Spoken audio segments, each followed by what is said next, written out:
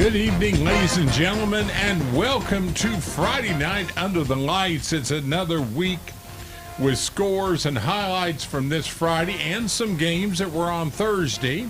I don't know if there's any Saturday this week, but we know there were some Thursday games. So here is Russ and George.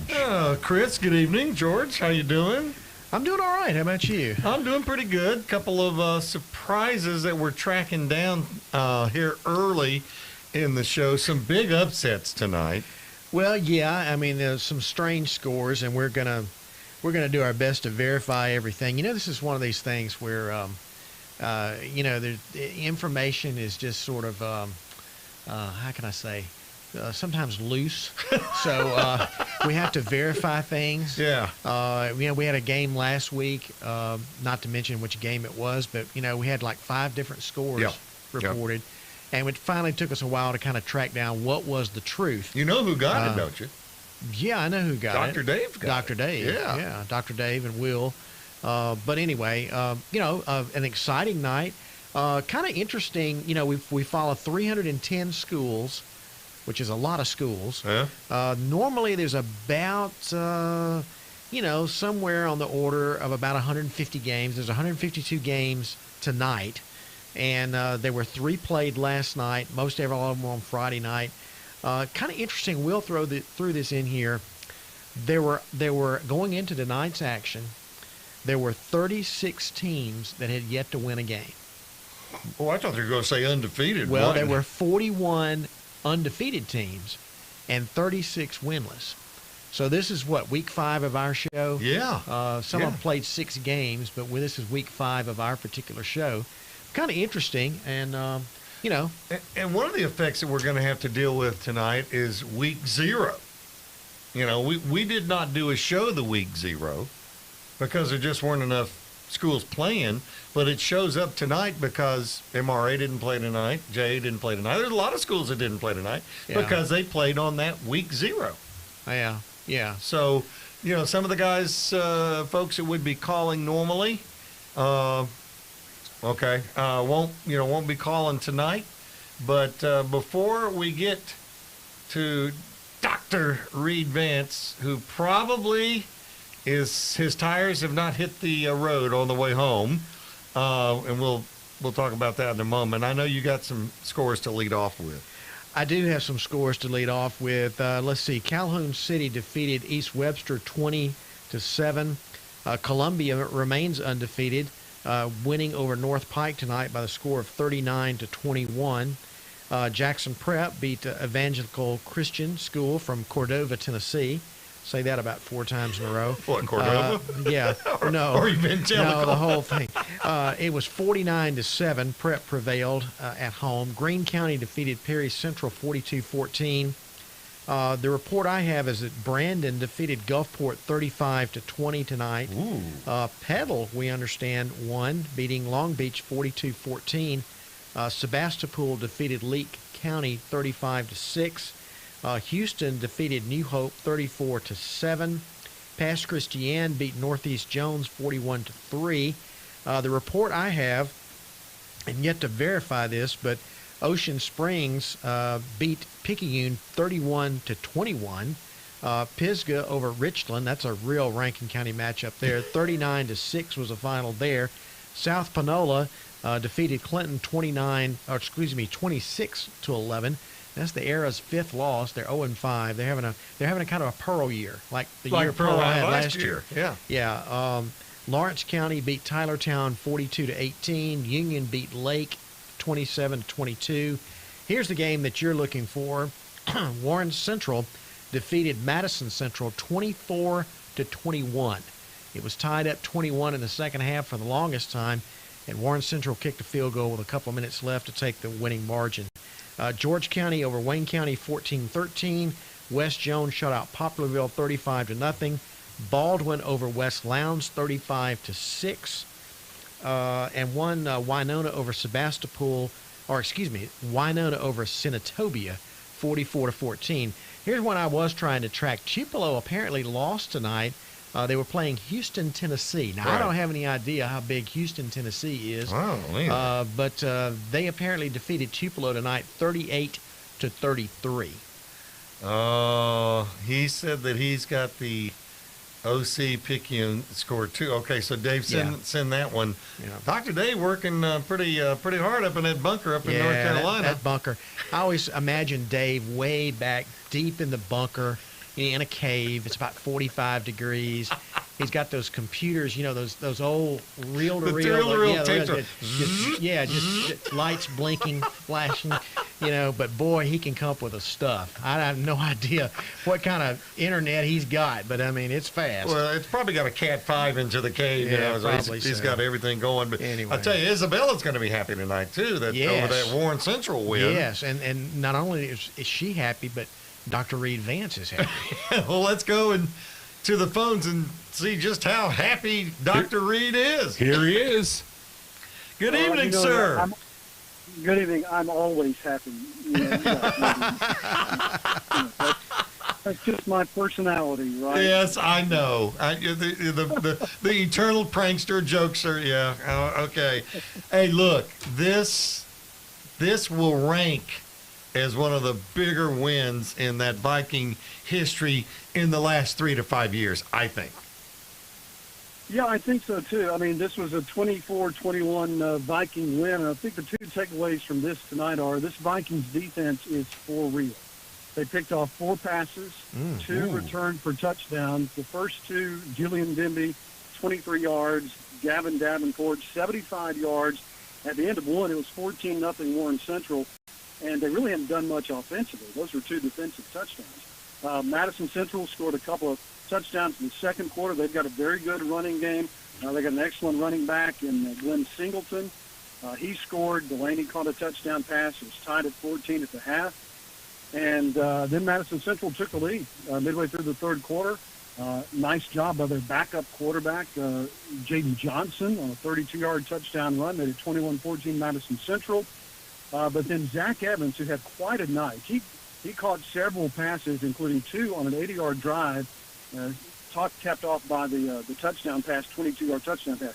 He really stepped forward as a shining star tonight. The passing game was the other story for Warren Central. They finally got it going tonight between Nash Morgan and Zach Evans. And then, went to the fourth quarter, and it was Jonah Artman, 27-yarder late, that was the difference maker in the game. But the takeaway for me is passing game got going for Warren Central. This defense continues to play well. 4 picks. Garrett Orgus had 2. It was a really, really entertaining football game. And didn't it come down to like the last minute? It did. Warren Central took the lead with 3:11 to play in the fourth with the field goal. Madison Central got the ball back. They picked up, I think, a first down on a penalty by the Vikings. Vikings had too many penalties tonight. But that Warren Central defense stuffed it. And so they didn't get out of their own territory in the last drive of the game.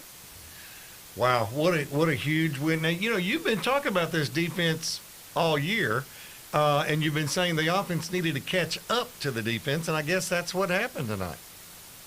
Yeah, in a large part they did, in really kind of an unexpected way. I thought they'd maybe do it on the ground game, but really, the sophomore quarterback or the freshman quarterback, Nash Morgan, really stepped up tonight. He took several leaps forward tonight. They had a guy named Trey Hall who had a kind of a playmaker last year in this Vikings team. We're kind of looking for a guy this year. Zach Evans is the guy. I mean, he made several outstanding highlight catches into double coverage because this Madison Central is a good football team, especially defensively, and they can run the ball too. And so it was just really entertaining. Other than some of the penalties against Warren Central, they had too many. Other than that, it was a very entertaining, well-played football game. You mentioned Singleton for Madison Central. Seems to me there was a couple of years ago they had a Singleton as well, and he was really, really good. So we'll have to see what that does. But, when you lost that game early this year, everybody thought, oh, well, this thing's over with. Not so fast, my friend. Okay? I mean, Warren Central's back in it tonight with this. Oh, yeah. Well, of course, now region play hasn't started for anybody, so everybody's still in it. I'm talking about state. Oh, well, yeah, absolutely. Madison Central beat Brandon 40-26 back on the 1st of September.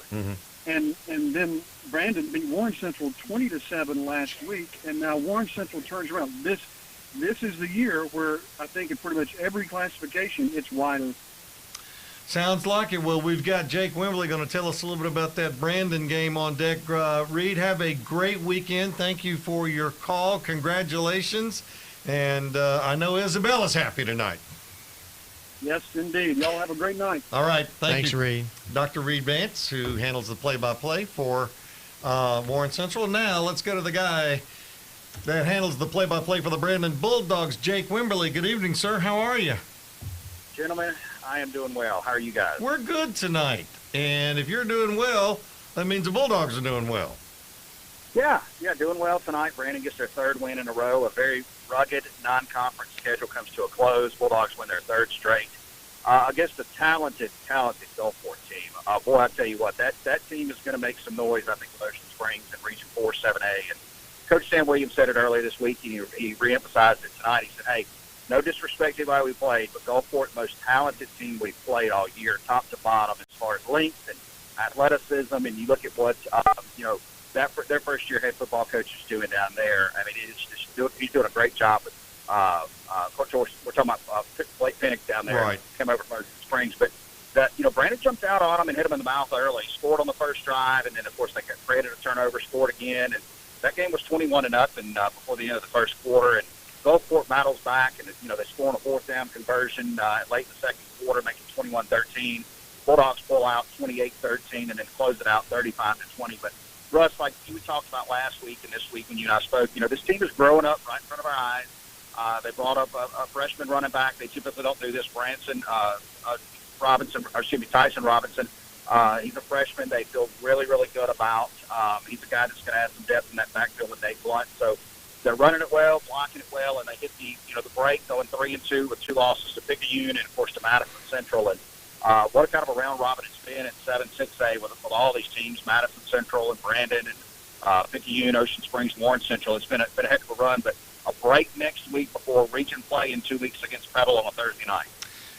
Tell me, Jake, on this freshman running back now, is he still eligible to play on that JV team during the week, or when they bump him up to varsity, that's where he's got to be? Officially don't hold me to this, but my understanding is once he's there, he's there. So, Brandon lost a key running back last week against Warren Central for the year, and they feel real good about young Tyson. You've heard a lot about this kid. And, we always hear at our local schools about the underclassmen, and I try to pump the brakes on, some of the hype on a lot of these guys. But Coach Williams told me himself today that this is a special kid. They expect a lot out of him. Running backs coach Nate McLaurin said he's the fastest kid on the team. He's just got to get some reps. And, boy, you can see the athleticism with him. But to answer your question, Russ, I think he is now he's been baptized in the high school football ranks and can never return to the JV. Well, and to your point on Gulfport, Jake, this is a team that didn't just, get real good this year. It's been coming. They had a good, solid season last year. But when we talk with Jeff Hager, he's in the 11 o'clock hour every week on Friday Night on the Lights. He just sings the praises of what's going on at Gulfport. Oh, absolutely. And I tell you, Russ, me and Purvey and Chris Ebeler were talking about it. Look, they're going to be a player in 7A this year, and that's not a place you want to go in November. So, you want to stay out of that third and fourth spot in the playoff second order, in your region, because then you got to get on a bus and go down there. And that team is going to be a handful, come November for sure. Jake, we appreciate the call. Congratulations on the win, and enjoy your week off next week. Thanks, Russ. Talk to you guys soon. All right.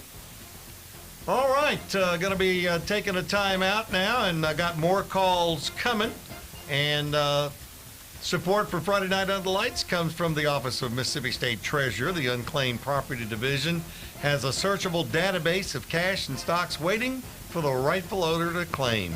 Access the database is from the treasury.ms.gov. We're going to take a time out and be back with more Friday Night Under the Lights in a moment.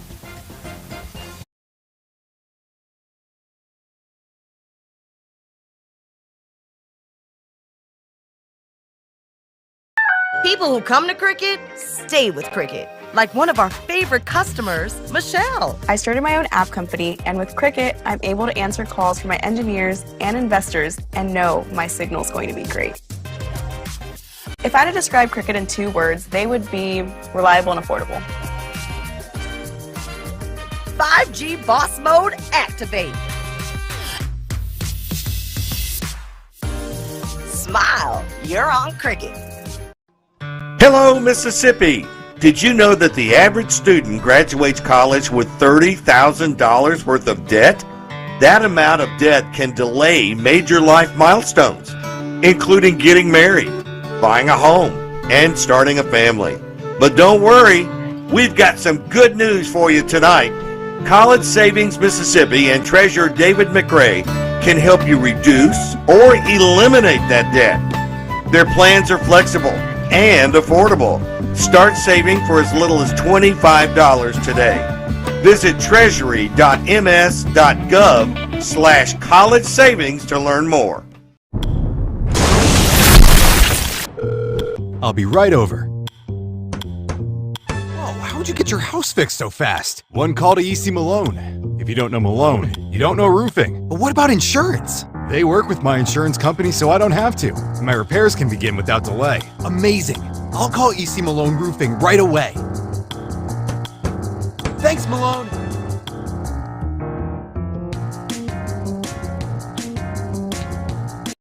If the money's yours, you should have it. That's why State Treasurer David McRae has returned a record $80 million in unclaimed money to Mississippians. And there's hundreds of millions more, maybe with your name on it. Check the list. Visit www.treasury.ms.gov and see if you have any of the unclaimed money. Each year, banks, utilities, businesses, brokers, and insurance companies turn over millions of dollars to the state because they're not sure who is entitled to the funds. Treasurer McRae has an entire unclaimed money staff waiting to take your claim and return your money. Check the list today. Treasury.ms.gov.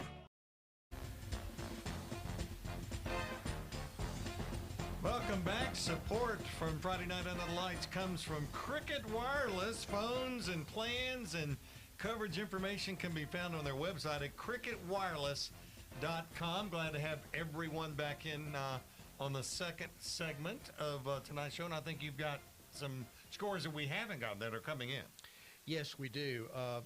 Hattiesburg defeated Sumrall 42-14. It was Stone defeating Quitman 21-14. Starkville big over Oxford 33-13.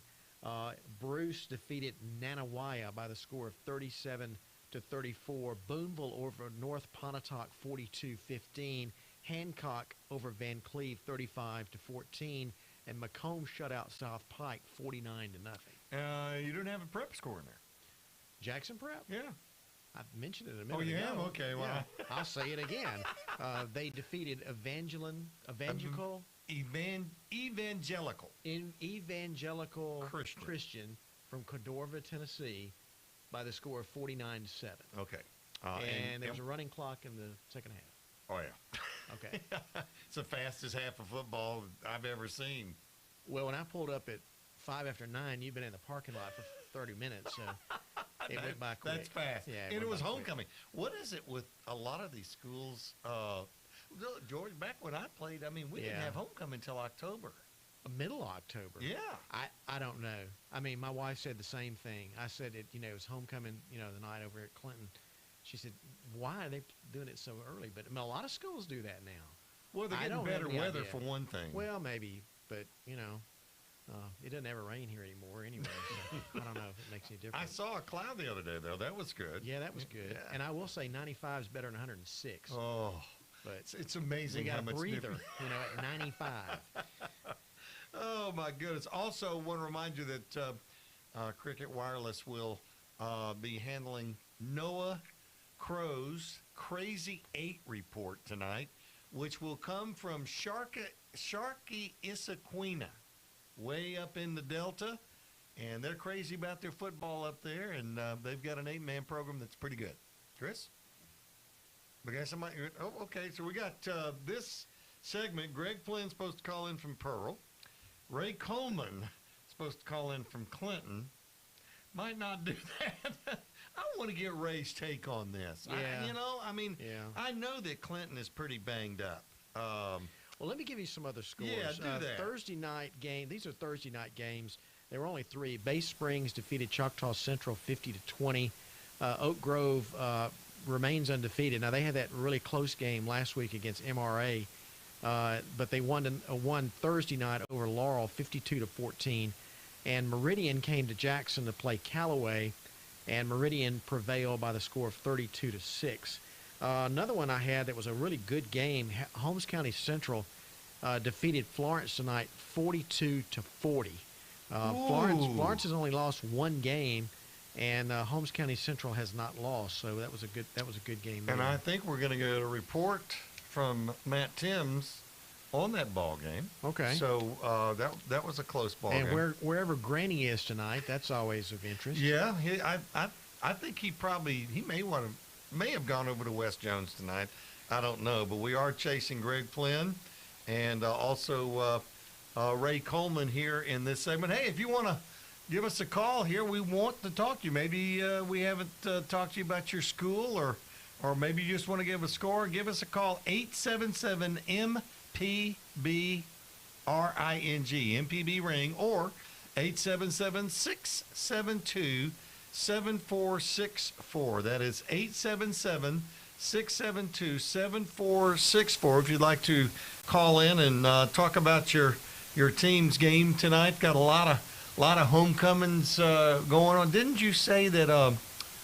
No, that wasn't a homecoming down at Washington, but Clinton had a homecoming tonight. Yeah. Mm-hmm. A lot of people had them tonight, so that may be why we're a little. And late you said Prep had a homecoming. Yeah. So Okay. I may be why we're a little late getting some of the scores. Everybody's starting back at 7:00 now, and those homecoming halftimes can be long. They can be. You remember when they used to put the court in the cars, and they would drive the cars halfway around the track? Yeah, they don't do that anymore. No, they don't. The take- tracks got too nice. Oh, They don't want that's those they don't want those cars on those nice They're tracks. no longer the cinder, the crushed brick. There's actually really a track. It's like you're running on asphalt. So those are gone, and so they said the cars have got to go on top of that. Yeah. So By the way, you showed me a picture a minute ago that Dave sent you a picture of his bunker, which was totally bogus. That was not the bunker that he's in, but he was just doing that to throw everybody off. Keep his cover. If you've seen the movie Frankenstein from the 30s and the 40s, That was it. that was his. That's his bunker. All that equipment is in his bunker. Yeah. Well, Russ, we've got Greg Flynn on the Now phone. we go. Now we're cooking now. with gas. That's right. Okay, here's Greg. Gregory. Well, good evening, gentlemen. Good evening, sir. How are you? Oh, we're just doing dandy up here in Germantown. Oh, okay. Okay. Well, Pearl. Well, let's put it this way: Clinton's having the season Pearl had last year. So. Yeah. And we're having. Yeah, God bless Clinton. I saw that score pop up again, and I was just like, been there, done that, had a T-shirt, so we understand. Had a T-shirt. What was it's probably more of a tank top, but yeah. What was the final of your game tonight, Greg? Ours turned out to be a walk-away there, 44-28. Wow. Pearl once again ran for 241 yards, had 244 last week, and super balanced. 240 yards rushing, and then 220 passing. So very, very balanced. Finished out the non-conference schedule, a perfect 5-0. We have a bye week next week, much like most of the rest of 7A. And then we will play Thursday night, October the 5th, against Northwest Rankin to open up region play. Now, that's not the Eat Dirt game. That's Brandon, right? No, this is like the baby Rankin County Super Bowl. Well, it'll be big. Let me ask you this: this team is a total turnaround from last year. Did these guys just get better? They took their licks last year, or have there been an infusion of some other people? There has not been really an infusion. This is just growing up, getting bigger, stronger, faster.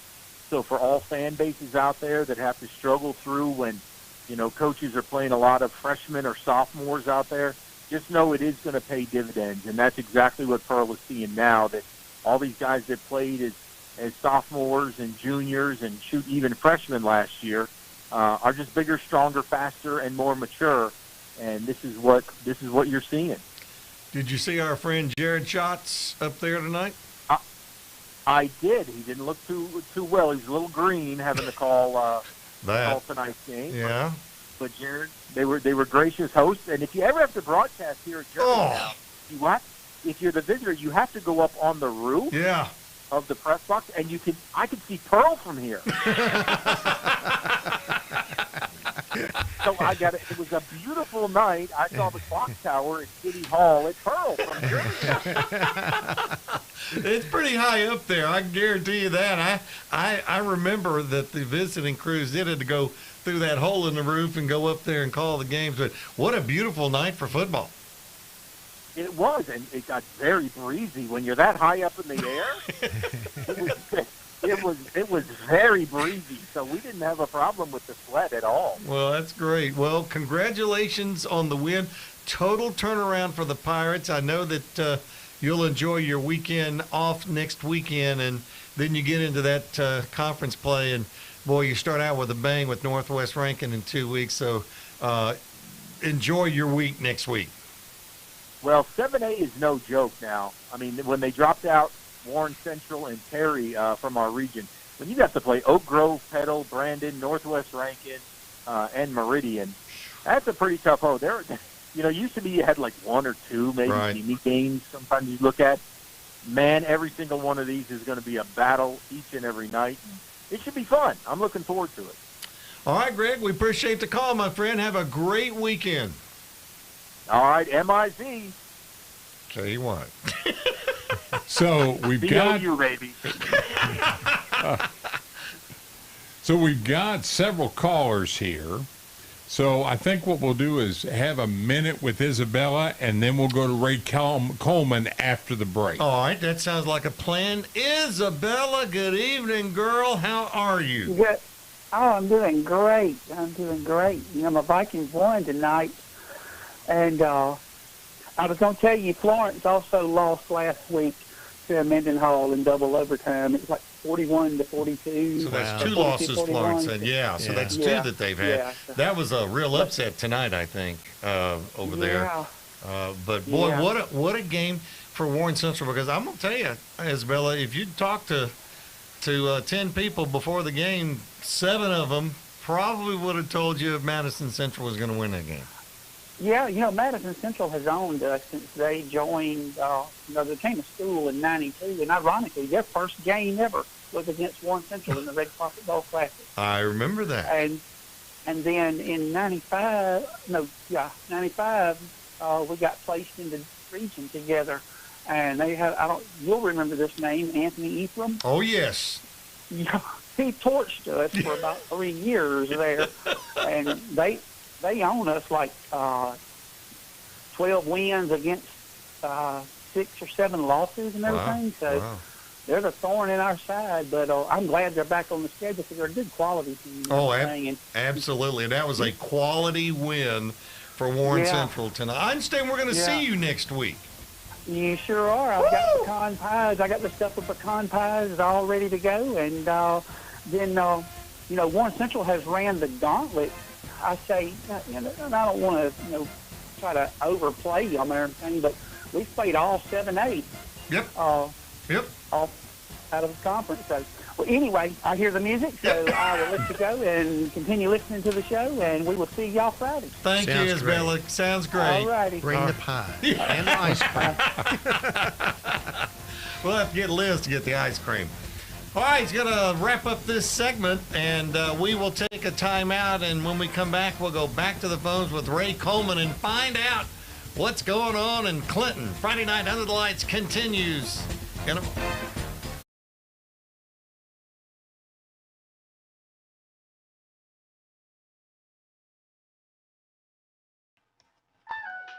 Did you know HBCUs are a great place to network? Did you know Cricket has a great network with speedy 5G and is a proud supporter of HBCUs? Yes. Everybody already knows. Dante, did you know this is an A and B conversation? So you need to see yourself out. He knows now.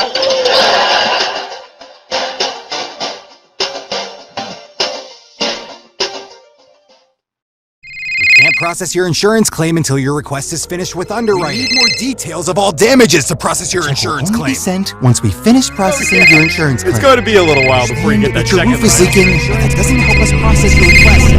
Next season, boys. We work directly with your insurance provider so you don't have to. That means we can get to work without delay. If you don't know Malone, you don't know roofing.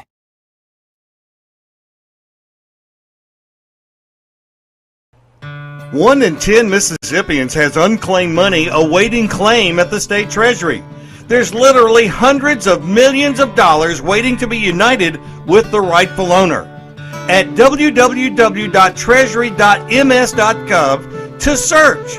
You'll see your name and stake your claim by following these instructions. You'll be asked for some basic ID like a copy of your license or a government-issued ID, then hit send. Treasurer David McRae has a dedicated unclaimed money team awaiting your claim, ready to return your money. Don't wait. Look for your name and stake your claim today. www.treasury.ms.gov. People who come to Cricket stay with Cricket. Like one of our favorite customers, Michelle. I started my own app company, and with Cricket, I'm able to answer calls from my engineers and investors and know my signal's going to be great. If I had to describe Cricket in 2 words, they would be reliable and affordable. 5G boss mode activate. Smile, you're on Cricket.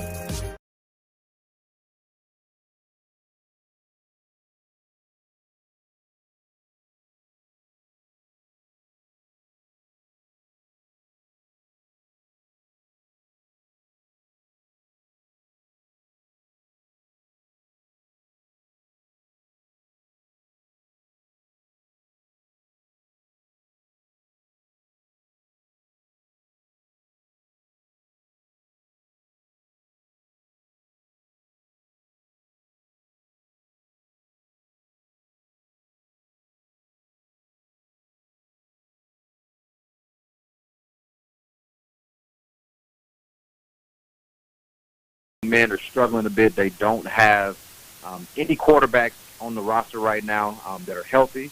They're starting a wide receiver, emergency quarterback. He's their best wide receiver, best corner, and he's having to play quarterback. Well, the problem is you can't throw to your best receiver because you are that person. So it's kind of difficult, man. They had some good things happen tonight.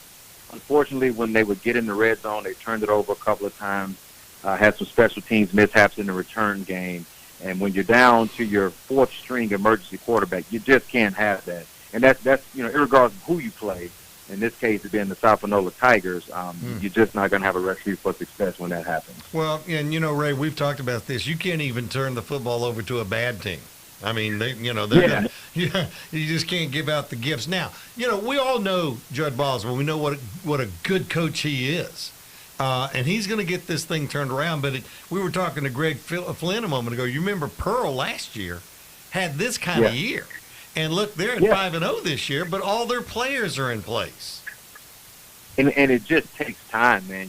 Last week, this guy in Deshaun Malone, this young man, went from playing receiver to playing quarterback for the first time since he was in 8th grade on 1 week's practice. So now you give him 2 weeks. Well, he was able to complete a pass of over 50 yards. He was able to get plays that are in his wheelhouse where it's able to, feel more comfortable for him. The hope is that next week when they play Terry to close out, non-regional play, that there is some confidence there in expanding the playbook for this young man where he can now feel more comfortable in the pocket, putting it on the money as they get ready for regional play. Because here's the fact of the matter. None of those quarterbacks are expected to be back for week 1 when it comes time for those games that count. So you have to be able to depend on Bijan. And as I say that, I also say it cannot be one person winning these games. This is truly going to have to be a group effort every single down. I know that's a cliche you hear from coaches. You have to focus on the next play. Well, in this case, it is paramount because you can't afford to play it any other way. Hey, Ray, y'all have an open date next week, right? Correct? Well, the week after. So the week we play after. Terry next week, and then the week after is a bye week, and that's when they go into regional play after. Okay. So how many games how many games is on the schedule? Is it 11? Yeah, so they have one less game because if you remember, Murrah is in our district, but they are playing independent this year in football for us. So we're down a team in that space, which makes it even more difficult, guys, because if you look at it, in the region that Clinton plays in, you have Tupelo, Starkville, Madison Central, and Germantown. Well, all of those teams are really good this year, man, and so that's not a guarantee. Somebody is going to be on the outside looking in, and all it takes in this case is one win. So that's a positive if you're looking at it for Clinton, that you don't have a win yet. The bad news is after this week versus Terry, you're about to hit a murderer's row in Region 278. Mm-hmm. So this Terry game is pretty big for the Arrows if they can get a win. It's huge. It's huge, man, not only to get a win, but to get more reps in for young men that are just not used to playing. Remember, Jonathan Funches, their best defensive player, went down for the season on the 4th play of the first game of the season. They have a running back that's playing with a broken hand. I just told you their best skill player is having to play quarterback, so you lose him in the wide receiver game and the DB game. Lost your quarterback, too. Yeah, and the list just goes on and on, guys. But here's the thing, and my co-host Todd DeMute said this very thing: nobody in 7A cares. Everything I just told you, nobody cares. They're going to be ready to punch you in the mouth, and so you have to figure out a way to overcome that adversity, regardless of what your situation is. Well, you're exactly right, my friend. We got some other calls we got to get to, but Ray, you're doing a great job over there. And by the way, I keep up with you on LinkedIn, and you're doing a really good job for the Veterans Administration. So you keep it up on both ends, and we'll talk to you after the Terry game next week. I appreciate you guys. Listen, one of these weeks we're going to talk, and I'm going to have a win to talk about. Just bank on that. We'll get there, I promise. All right, Ray. Thanks, buddy. All right. We've got Bob Knight on the phone talking about Ocean Springs and Picayune. Here he is. Hey, Bob, we were chasing this score all over the place because we didn't know really what the final was. So tell us what the final was. The final was 31-21. So what we're getting is correct. Yes. The score was not as close as they were saying. The opening, Picayune got the ball. They hit like a 60-yard touchdown on the first play, and then Ocean Springs got the ball back, went down, scored pretty quickly, and then kicked the ball back off the Picayune, and Ocean Springs got a fumble, and then Picayune, as advertised, they wanted to blitz a lot more, and Ocean Springs motioned out and hit them on a couple vertical passes and scored again. It was 17-7 right before the half, and then it was, I think Picayune got the ball back, and right before the end of the third quarter, made it 31-14. Ocean Springs tried to, extend the lead a little bit, missed the field goal, and Picayune got the ball back. We were in prevent with 8 minutes left in the game, and they were able to score on prevent. That is. So we got the ball back with 5 minutes and made a few first downs and ran the timeout. But I tell you this, and Russ, This is Bob from Mississippi College. I know. Big Bob. All right. I've been out here 17 years. I've never seen a defense shut Picking down like we did. Wow. Ever. That is saying something. So I'm saying, it really should have been probably about, 31-14. Mm-hmm. I give them that. I know they're missing their running back. I hope he gets better. But you know that it's a carousel there. Yeah. They're gonna run their little toss sweep. The team that hurt Ocean Springs the most, they were given a third down. The last time they scored, the one time they scored, they ran a little crisscross, and I say crisscross, they actually tossed the ball, ran it around, and everybody sold on it, so they got it for about like 50 yards. Big. But That's this is going to be good for 6-8. Oh yeah. Look, they're going to be around, in November. There's no question. But that was a big win for Ocean Springs tonight. We got to run, Bob. It's good to talk to you, and I hope that now does Ocean Springs off next week? Yeah, they're all. I think the only one that's playing down here is Biloxi. They're having a little game, but Mobile or something. Yeah.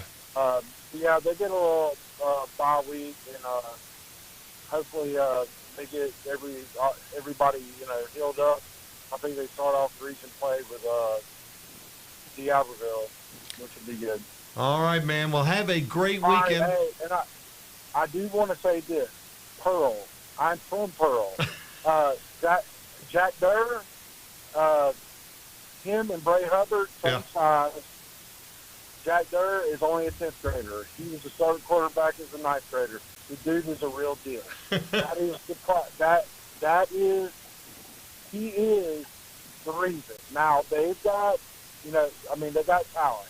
But I'm just telling you, this kid's going to get better and better. Let him get comfortable, and it's going to be, oh, my God. I'm just telling you, I've known him since him and my kid are the same age. I'm like, this dude's good. He's the real deal.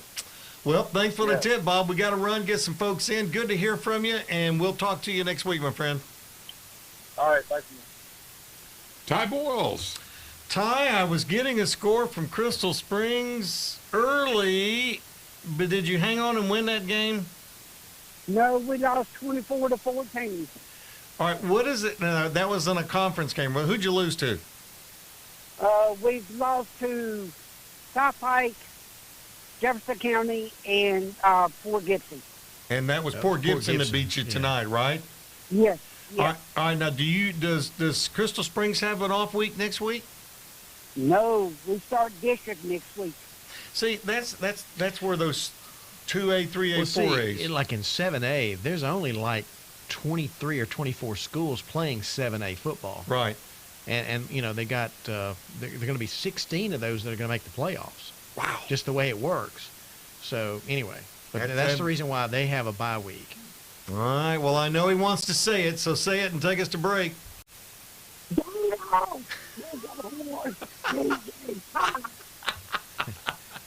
All right, Chris. Well, we got some time for some scores, or who do we have? Well, no, I would.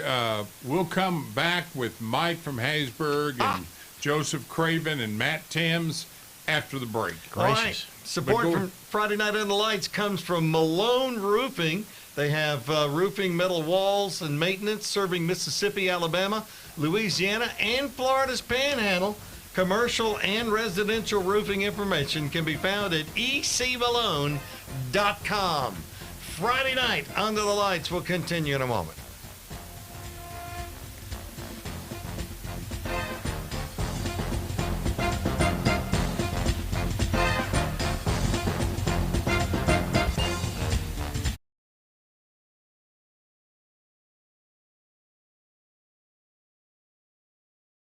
When storms rage, Malone responds. From claim to completion, Malone Roofing has helped rebuild communities for nearly 50 years. Contact Malone for 24/7 service at ecmalone.com. Mississippi football families, have you thought about how you're going to tackle student loan debt? Don't do it on your own. Pass the ball to State Treasurer David McRae and his College Savings Mississippi team today. With College Savings Mississippi, you can lock in today's tuition rate, prepay college, and avoid student loan debt altogether. Don't let your finances get sacked because you didn't invest in your child's education. Visit treasury.ms.gov/college savings to learn more today. Did you know HBCUs are a great place to network? Did you know Cricket has a great network with speedy 5G and is a proud supporter of HBCUs? Yeah. Everybody already knows. Dante, did you know this is an A and B conversation? So you need to see yourself out. He knows now.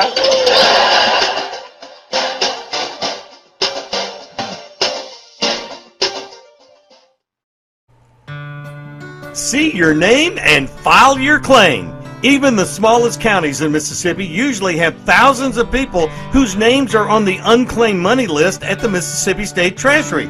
That's right. Many counties even have tens of thousands of names listed, totaling tens of millions in unclaimed dollars. Since he's been state treasurer, David McRae has returned a record $80 million to Mississippians who've searched the list, found their names, and staked their claim. About 1 in 10 Mississippians have unclaimed money, and that's why you should check www.treasury.ms.gov or click on Unclaimed Money and search today. If you see your name, file your claim. If it's your money, Treasurer David McRae will get it back to you.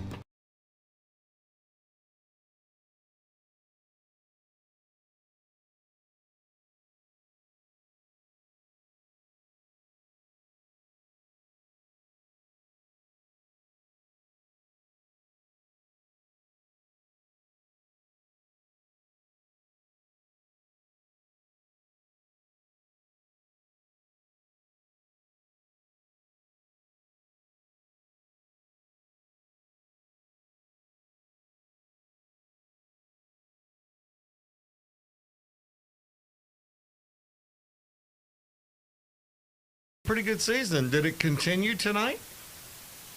It did continue tonight. We were one of those schools that celebrated homecoming in the middle of September, and pulled one going away tonight by a final score of 42-14. It was 35-0 at halftime. But hey, Summerall played hard, and you got to give Coach Shannon White credit for calling Coach Vance to schedule Hattiesburg.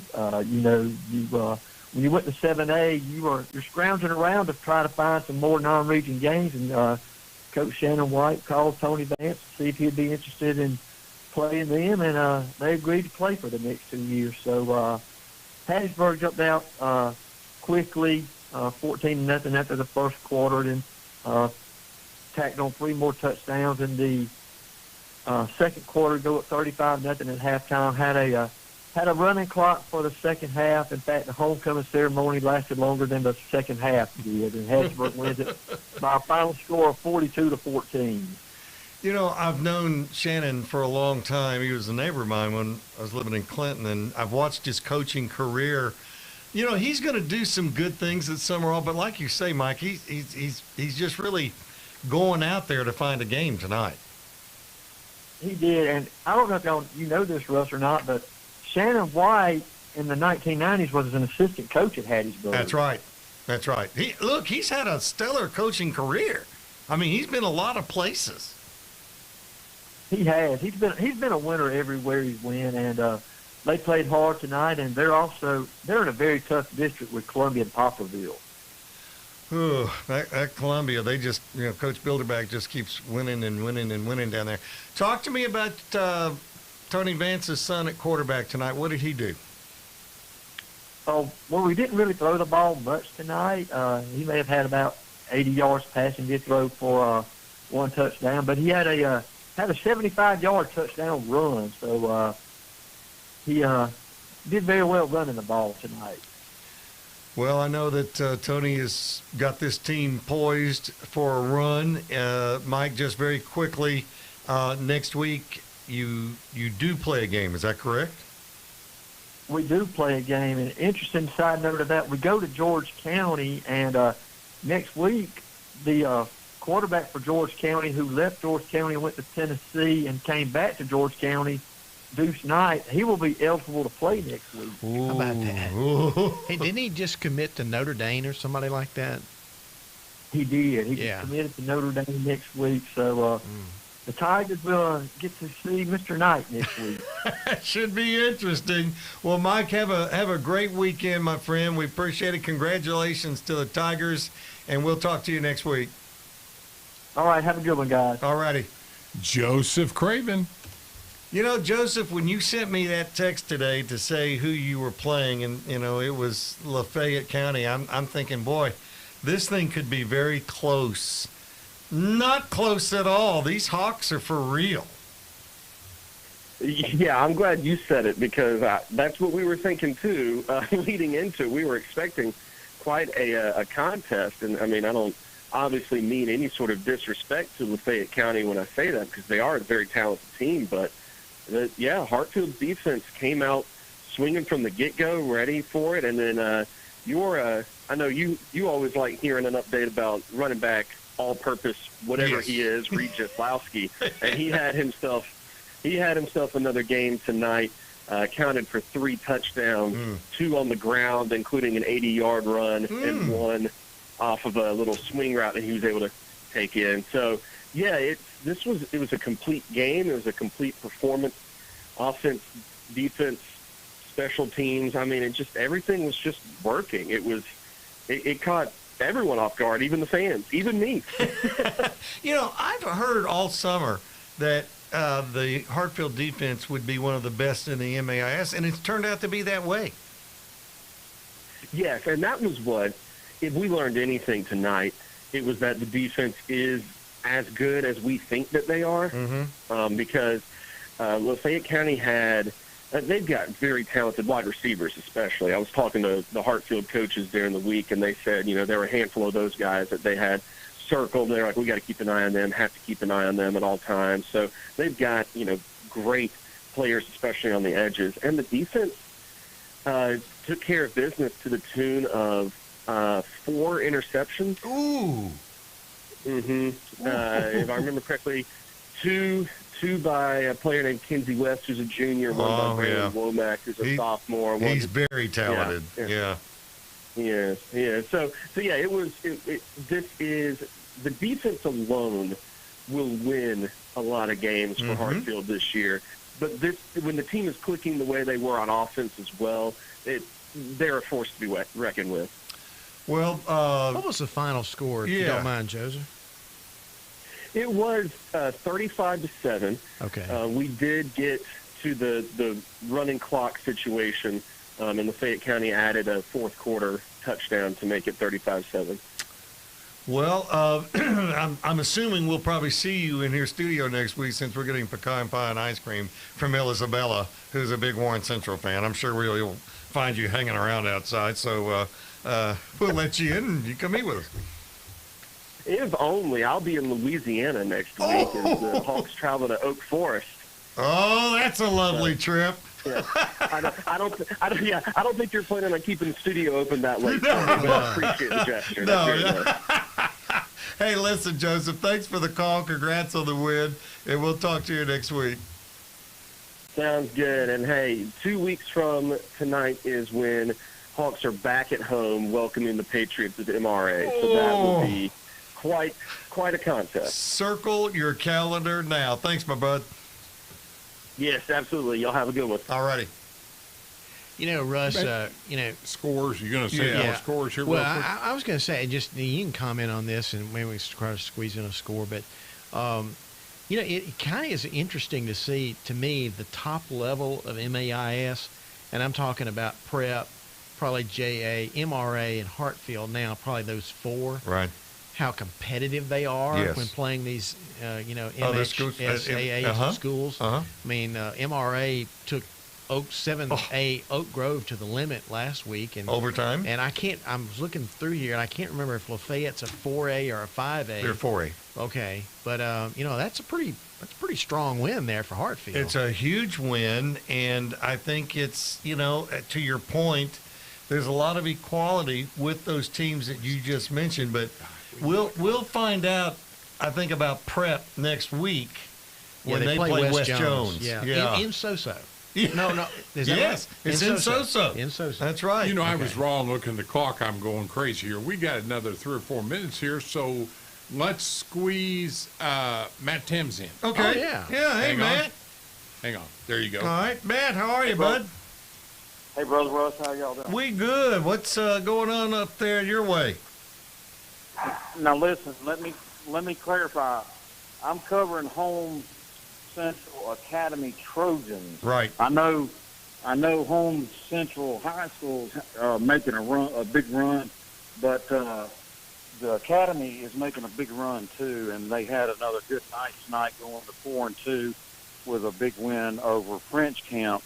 I don't know if there's a lot of people talking about French Camp, but boy, I witnessed they got a big offensive line and defensive line, talented receivers, good quarterback, and a real good running back, and they had a 13-0 early lead, and then the Trojans from Central Homes, they came back and scored twice within a couple of minutes with an onside kick recovery, and then it turned into a show.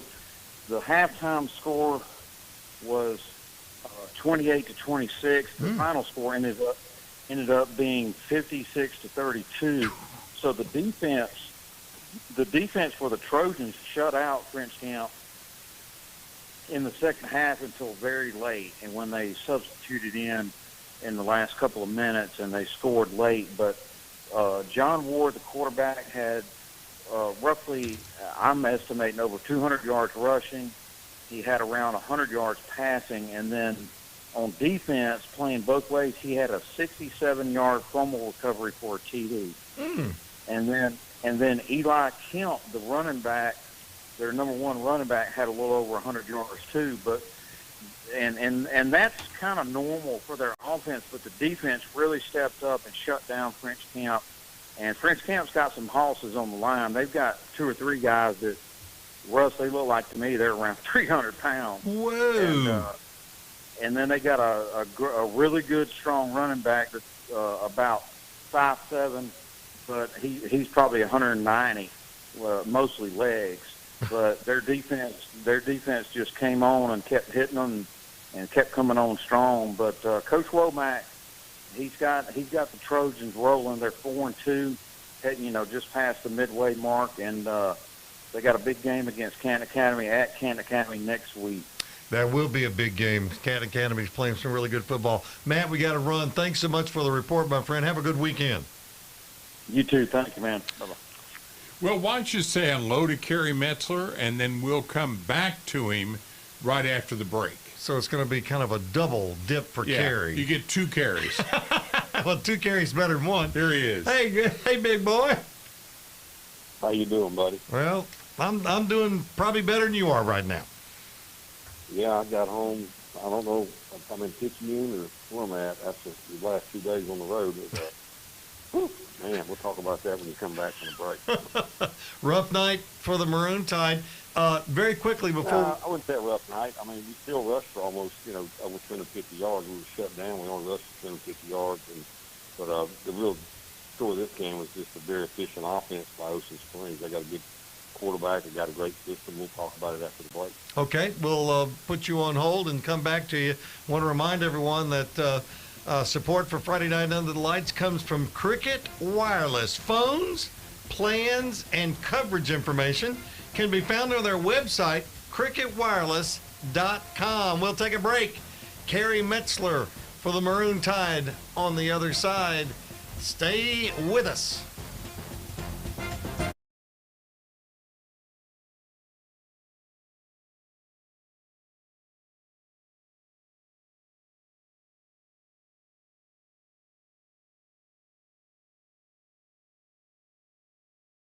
People who come to Cricket stay with Cricket. like one of our favorite customers, Michelle. I started my own app company, and with Cricket, I'm able to answer calls from my engineers and investors and know my signal's going to be great.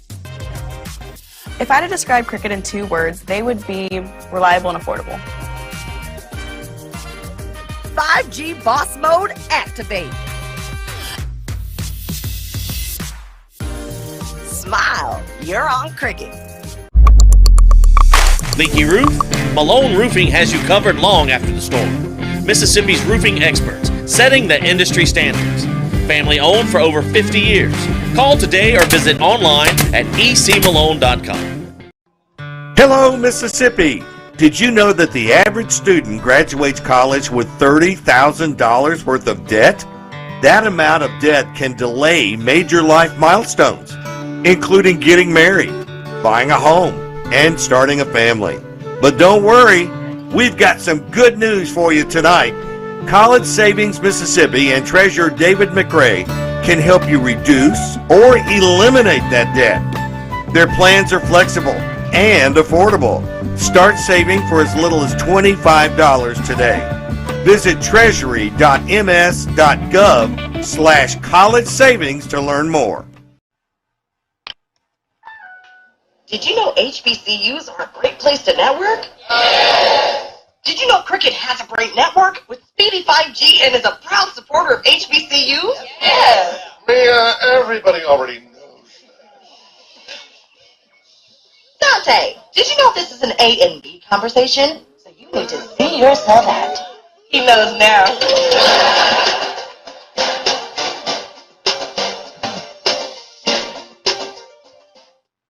When storms strike and wind and hail wreak havoc, Malone Residential Roofing is there through the restoration process all the way to completion. Contact Malone for your free storm inspection and consultation at ecmalone.com.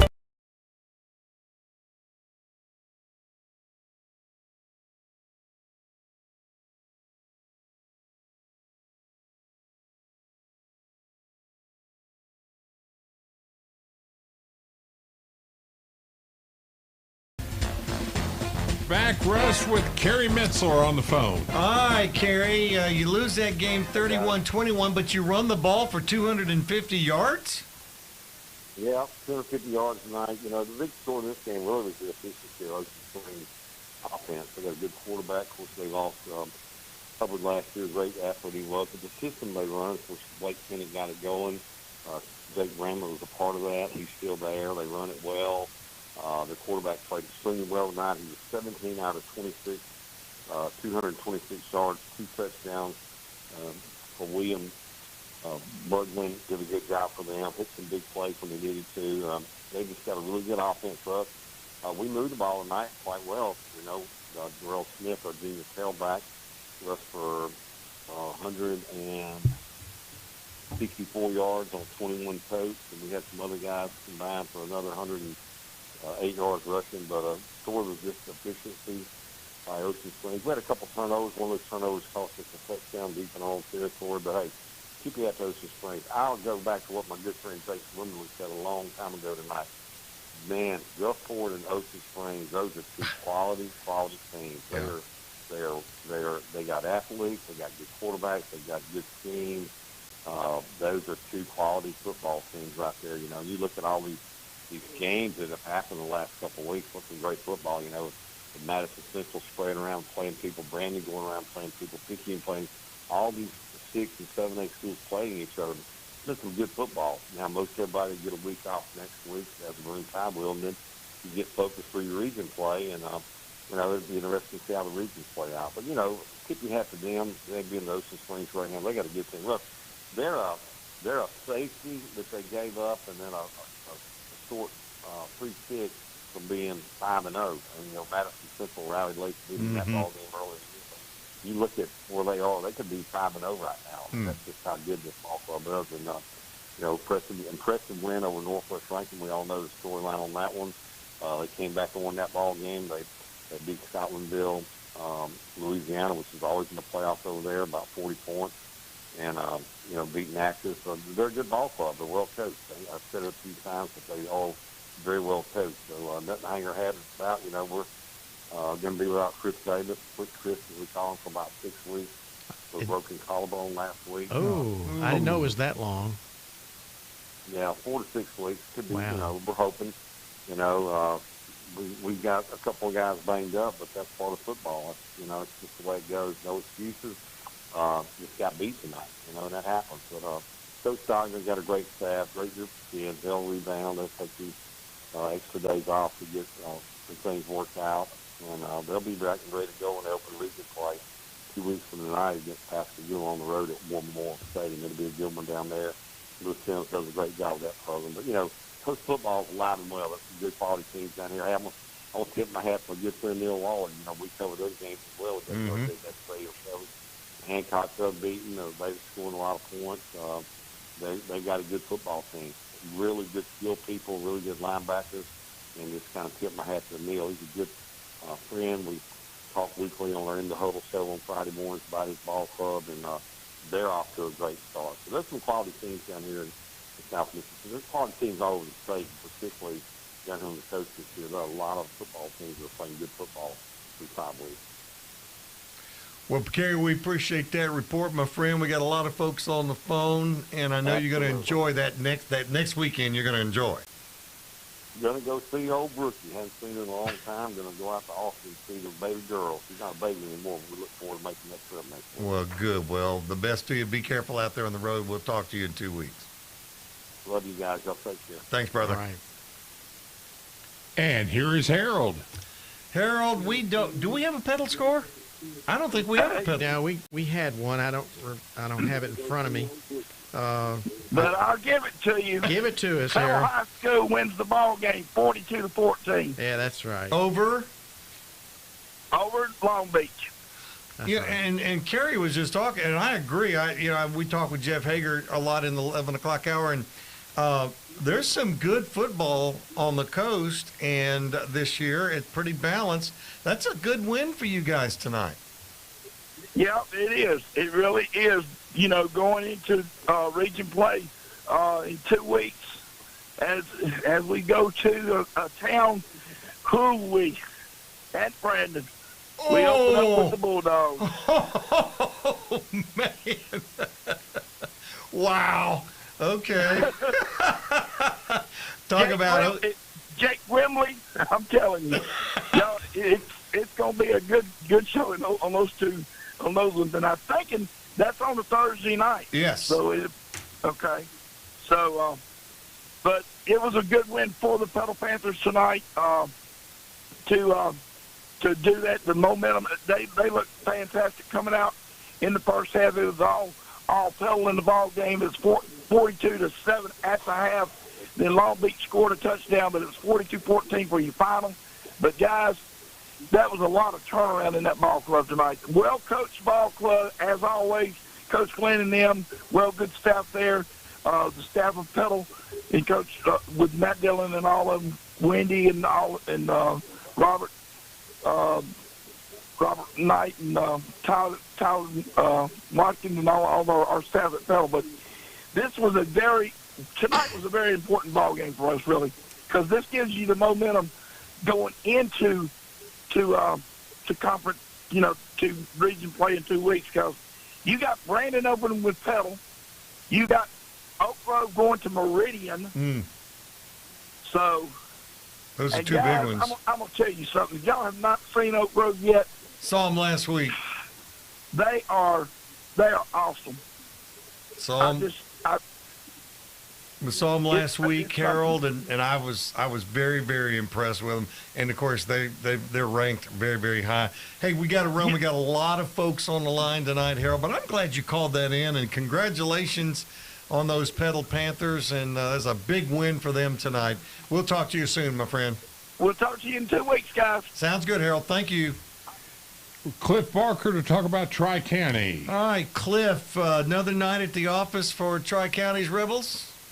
Yeah, I went over to Canton Academy, headed across Madison County, and took care of business against the Panthers. And this Panther football team is pretty good. Yeah, they've got 2 losses, but both losses were against big-time programs. They got beat by defending 5A MHSAA champions, Holmes County Central, and then they went over to Georgia and got beat by, not sure the name of the team, but a team on a 54-game win streak. They had blown out 3 teams in the MAIS. Got a big-time running back in Chris Hunter. Yep. I'm sure you guys have heard about him before. He was legit. But Tri-County came in ready to take care of business tonight. Actually, the last number I heard was held Hunter to somewhere right around 40 yards rushing, and 37 of that came on 1 carry. He did break 1 big one for a touchdown, their only touchdown.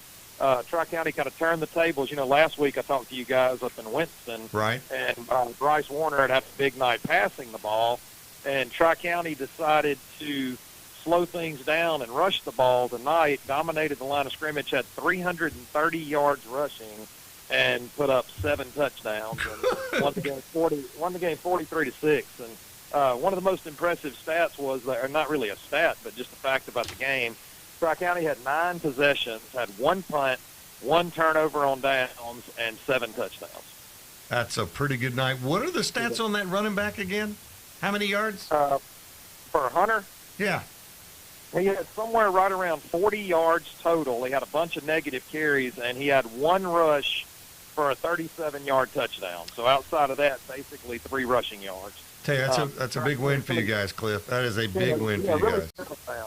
Yeah, it was a big night, and now, you know, all Tri-County has to look forward to now is a first-time ever matchup next week with the Carters from down in Taylorsville. They've got Taylorsville coming to Flora next Friday night for a wow.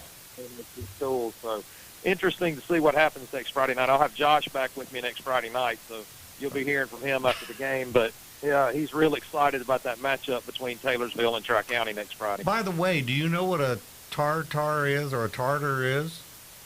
You can tell me. That's a Mongolian warrior. Oh, well, there you go.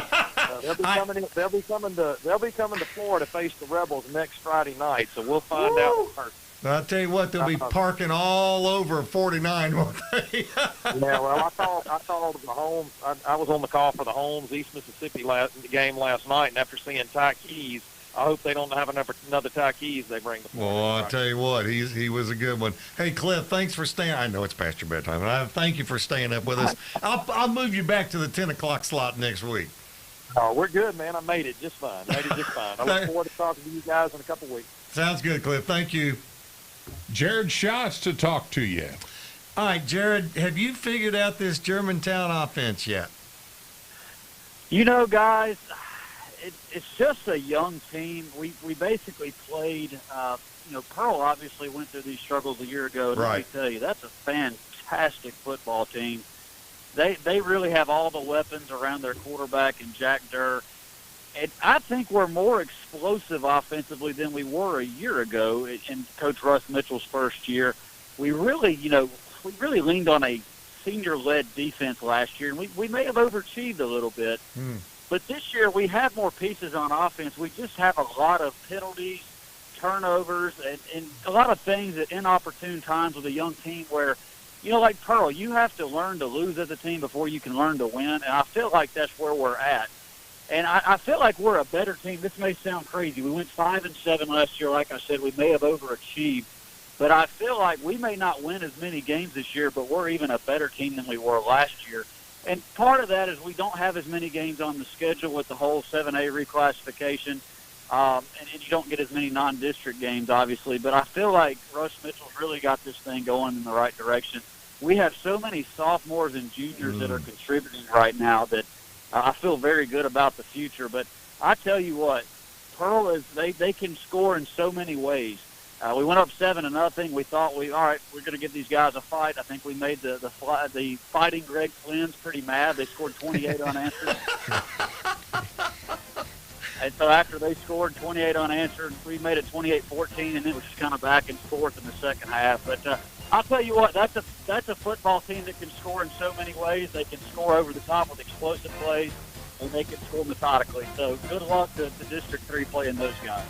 Well, Jared Schatz, we appreciate it. Good luck with your broadcast of the state championship games right here on MPB this December. Thank you, my friend. We'll talk to you soon. Thanks, Russ. Y'all have a great weekend. All righty. Wow. Pearl must be the real deal. Yeah, but Fighting Flins? The Fighting Flins. That's good. That's really good. But it is a remarkable turnaround for them. It really is.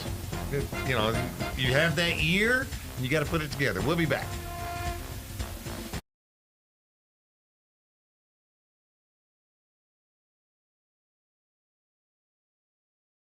If the money's yours, you should have it. That's why State Treasurer David McRae has returned a record $80 million in unclaimed money to Mississippians. And there's hundreds of millions more, maybe with your name on it. Check the list. Visit www.treasury.ms.gov and see if you have any of the unclaimed money. Each year, banks, utilities, businesses, brokers, and insurance companies turn over millions of dollars to the state because they're not sure who is entitled to the funds. Treasurer McRae has an entire unclaimed money staff waiting to take your claim and return your money. Check the list today. Treasury.ms.gov. Leaky roof? Malone Roofing has you covered long after the storm. Mississippi's roofing experts, setting the industry standards. Family owned for over 50 years. Call today or visit online at ecmalone.com. Did you know HBCUs are a great place to network? Did you know Cricket has a great network with speedy 5G and is a proud supporter of HBCUs? Yes. Everybody already knows. Dante, did you know this is an A and B conversation? So you need to see yourself out. He knows now.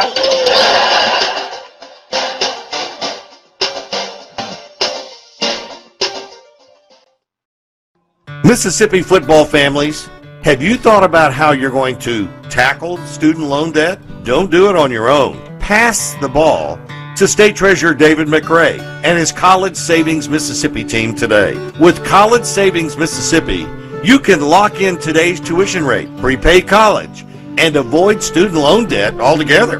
Don't let your finances get sacked because you didn't invest in your child's education. Visit treasury.ms.gov/college savings to learn more today.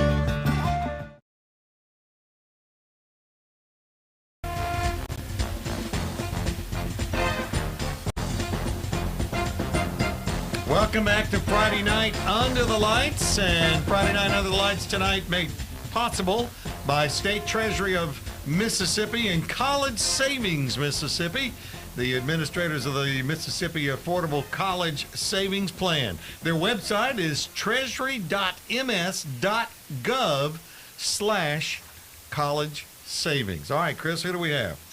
Wayne Fleury on the phone for you, Russ. Oh, big win for the Tomcats tonight. Well, it was a good night, Russ. The Tomcats pick up win number 2, back-to-back wins in a homecoming night where they were underdogs, to say the least. Who was it that they played? We had to take on Quitman tonight, and of course, for the second game in a row, the Tomcats faced a D1 prospect in number 5 back there at Kylan Deere. Mm-hmm. I think every D1 school around that's heard of his name is after him. And I tell you what, the Tomcat defense, I cannot say enough about them. I told you guys back early in the season when the Tomcats lost to Biloxi and then to Poplarville, I said, I really think they're going to be okay. Russ, the defense has come together.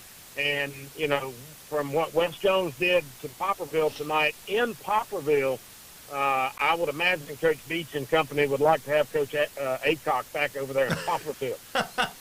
Well, how did you stop that running back spot? I want to know. Well, they held him to 42 yards on 18 carries, less than 2.5 yards a touch for that young man. And I tell you what, it was Colton Stringer and Tomcat defense just getting the job done constantly over and over, pounding the line of scrimmage. They really won that battle up front, Russ. 138 yards for Quitman overall tonight in the game. Unofficially, of course, those are my stats. Well, those are pretty impressive stats, and Tomcats come up with a big win. Now, is this a program that's off next week too, or are you still playing next week? No, we had our off week last week, if you remember. That's right. That's right. Before. And we go on the road next week to St. Stanislaus before welcoming Laurel in the week after to start region play. Well, it doesn't get any easier. But enjoy the win tonight. They stopped a really good running back tonight, and that defense, you're right. They may have just come into their own. Thank you, Wayne. We appreciate it. Have a great weekend, bud. Oh, absolutely. You guys too. All righty. Talk to Granny. Granny, where in the world did you wind up tonight? Well, y'all keep talking about all these homecomings. I hadn't run up on a homecoming all year. I don't know how. I don't know either. But I went to Scott Central tonight. They played Forest, and this was a great defensive game. These two teams right here are the two best defensive teams I've seen all year. If the first person that gets to you, he's gonna tackle you. They don't miss tackles.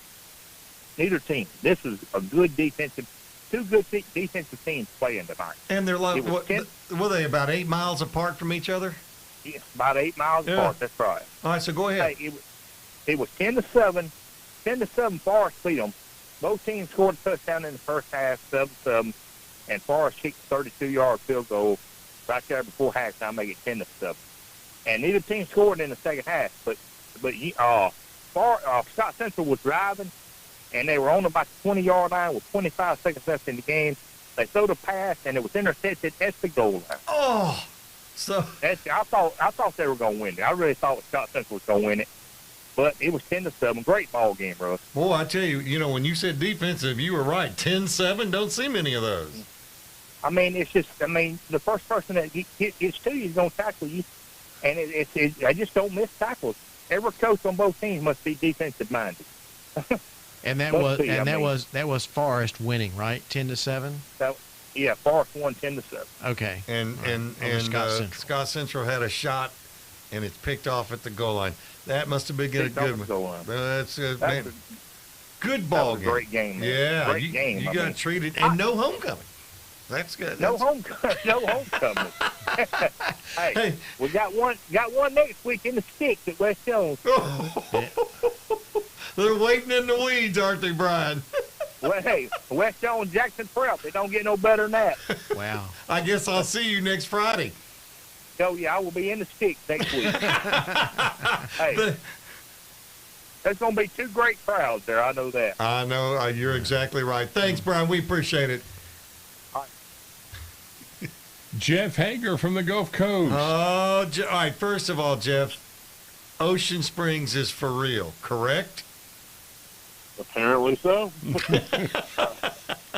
and we didn't have any doubt about it, but it's just so easy to, count them out because no Bray Hubbard. But even before the season, during the high school football previews that we do, Coach Bramlett was talking about the message he gave the team was, Tennessee winning the national championship the year after they were supposed to with Peyton Manning. So that's kind of been their whole rallying cry this year. And obviously, if you can play with Picayune, you can play with anybody in the state. So big statement win.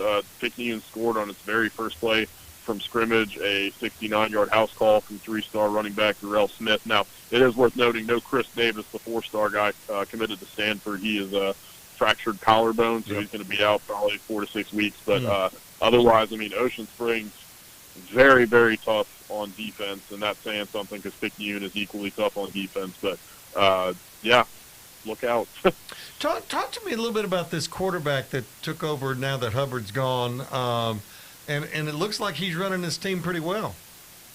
Yeah, so his name's Will Berglund, and they call him Dabo. I think he's from South Carolina, so there's some kind of Clemson reference there. But so he, it seems like he's settling in, and the passing game is kind of similar, where it's like they're trying to get you horizontal, spread you sideline to sideline, and they're really creative in the way they get the hands in the ball in the hands of Bryson Smith has turned into a big playmaker for them. He was a transfer from Petal, I think, before last season, so now he's a junior. He started on defense for him last year, now really explosive on the offensive side of the ball, and Will Smith is a running back for them that's big time. So, they still have weapons. Their defense is better. And yeah, the quarterback, I mean, I think week in and week out, he's just getting more comfortable in the pocket, kind of letting it fly. I mean, he threw a really, really nice ball over the top to the pylon for a touchdown tonight in the first quarter. So, yeah, I mean, if he can, connect on these passes consistently, and then he also ran a quarterback draw right up the middle, so he's got kind of the blend of, the speed and the arm, and of course, again, no one's Bray Hubbard, but, he is very, very capable back there under center. You think Picayune's going to be around at the end? I think Picayune's going to be around at the end, and, if nothing else, I mean, they're I mean, remember 2 years ago, I mean, they lost to D'Iberville in the regular season when they had that 35-member senior class. So it's not like they can't lose, but, they've just been so good that we get accustomed to the fact that they don't. So, once they get into 6A play, I think, Hancock, Pascagoula, George County, they'll make it interesting. It would not shock me to see Picayune run the table yet again in that region.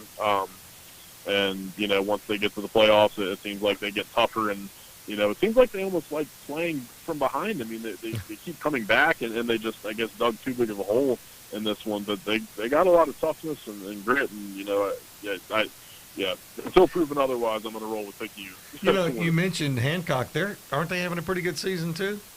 So we have 2 undefeated teams left on the coast, and, I guess strength of schedule can play into this sometimes. But Hancock has impressively won every game by at least 3 touchdowns. They are 5-0, and Harrison Central also 4-0 with a win over Mendenhall tonight. So something to keep your eye on, because Hancock, I mean, Dylan Moran, he was actually our student athlete of the week this week at quarterback, and he has put in a lot of work kind of when no one's watching in the offseason, working with his cousin Wyatt Davis, who's a private quarterback coach who works with a lot of top-notch guys across the state. But you can really see just the leap from junior to senior year, and kind of as he goes, they go, and they got a ton of weapons. They're pretty solid on defense. So, they're going to be fun to watch. Their motto this year is standard over feelings, and they're playing like it.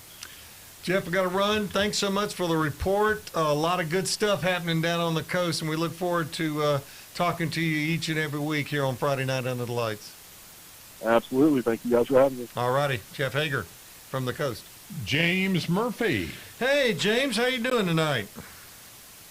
I'm pretty good. How about you guys? Pretty good. Did you go to one particular game, or were you at the office? I was at the office, but I did get to keep tabs of a very interesting one up in Germantown, Tennessee. The Tupelo went up there to face Houston High School and lost for the first time this season, 38-33. Guys, this was about as back and forth a game as I've seen since coming down here. I believe it looked like there were, I believe the teams combined for about somewhere in the ballpark of about 13, 14 points each in the final 5 minutes and 18 seconds. It was one of those things where whoever had the ball last, and tonight it was Houston, and they made a few more plays on offense and handed Tupelo its first loss of the season. What size school is Houston, Tennessee? I'm just not familiar with that school. If I'm double checking right now, so they're 6A Region 8, so I believe they're in the largest class in the state, but I'm not very well versed with classifications up there. Okay, I got you. Well, they must have done a good job defensively on Tupelo, because no one has been able to stop Tupelo yet. They did, but a lot of it was just they had some playmakers on offense. They had a running back, Damon Sissa, who had about 20 carries, 129 yards, and 2 touchdowns. He was just one of those guys when if you thought you tackled him, you didn't. And they had a quarterback, Chandler Day, who 9 for 20, 203 yards and 3 touchdowns, including the game winner. He just made all the big passes when he needed to. Those 2 alone, I think, were 2 of the better playmakers Tupelo's seen. Not just this year, but I think over the past 2 years. They were so dominant all year ago. And they just ran into some tough playmakers. And, again, they did well, but it was a hard-fought game. Anything else interesting up there in the north? Actually, yes. We had Biggersville knocked off by Nettleton 32-21. Biggersville was our one small school heading into this week. Let's see. South Pillow got their first win of the year. They beat Shannon 36-14. Fun fact, that's South Pillow's first win over Shannon since, I believe, 1987. Wow! That's huge. In Ohio. They're partying like it's 1987. Oh. Moorville beat Montauk 42-15. We've got a couple of other ones. Moorville's undefeated season is still going. They beat Manhattan, I believe, 42-0. And Calhoun City got a big win over East Webster, 20-17. Thanks, James. We've got to run. Have a great weekend, my friend. Friday night, Under the Lights will continue in a moment with Cra-Z-8s, made possible by Cricket.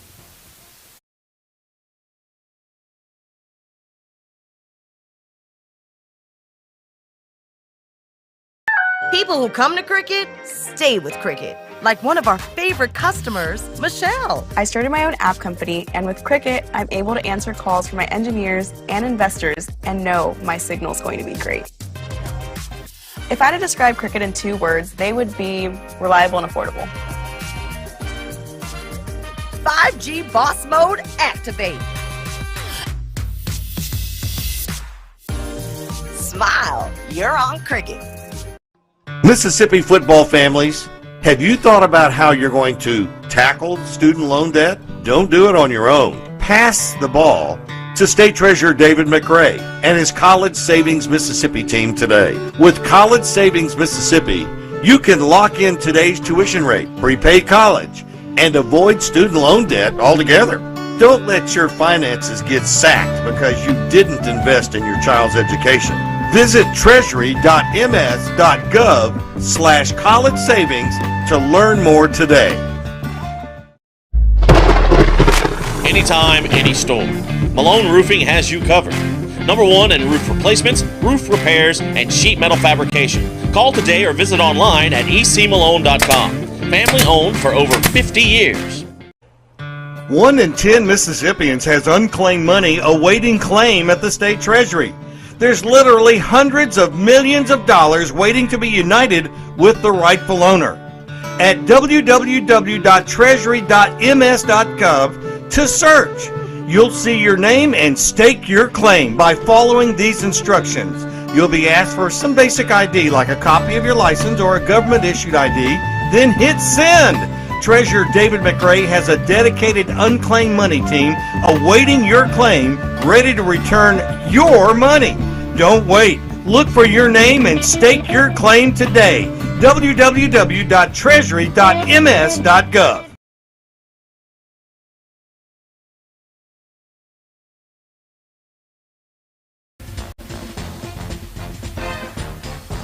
We're back with Friday Night Under the Lights. It's the 11:30 hour. As soon as we talk to our first caller here, Brennan Barrow, we'll go to Noah Crow with Cra-Z-8s. So here's Brennan to talk about Manhattan and Moorville. Hey, Brennan, I'm glad you called because there's been a lot said about this Moorville football team. And now, are they undefeated? You with me? Yeah, 5-0. Yeah. Yeah, that's what I thought. They were 5-0, and they're probably, wouldn't you say, they're probably one of the best in their division? I mean, I have to look at their division, but I mean, I think the big thing is just how big of a leap it was.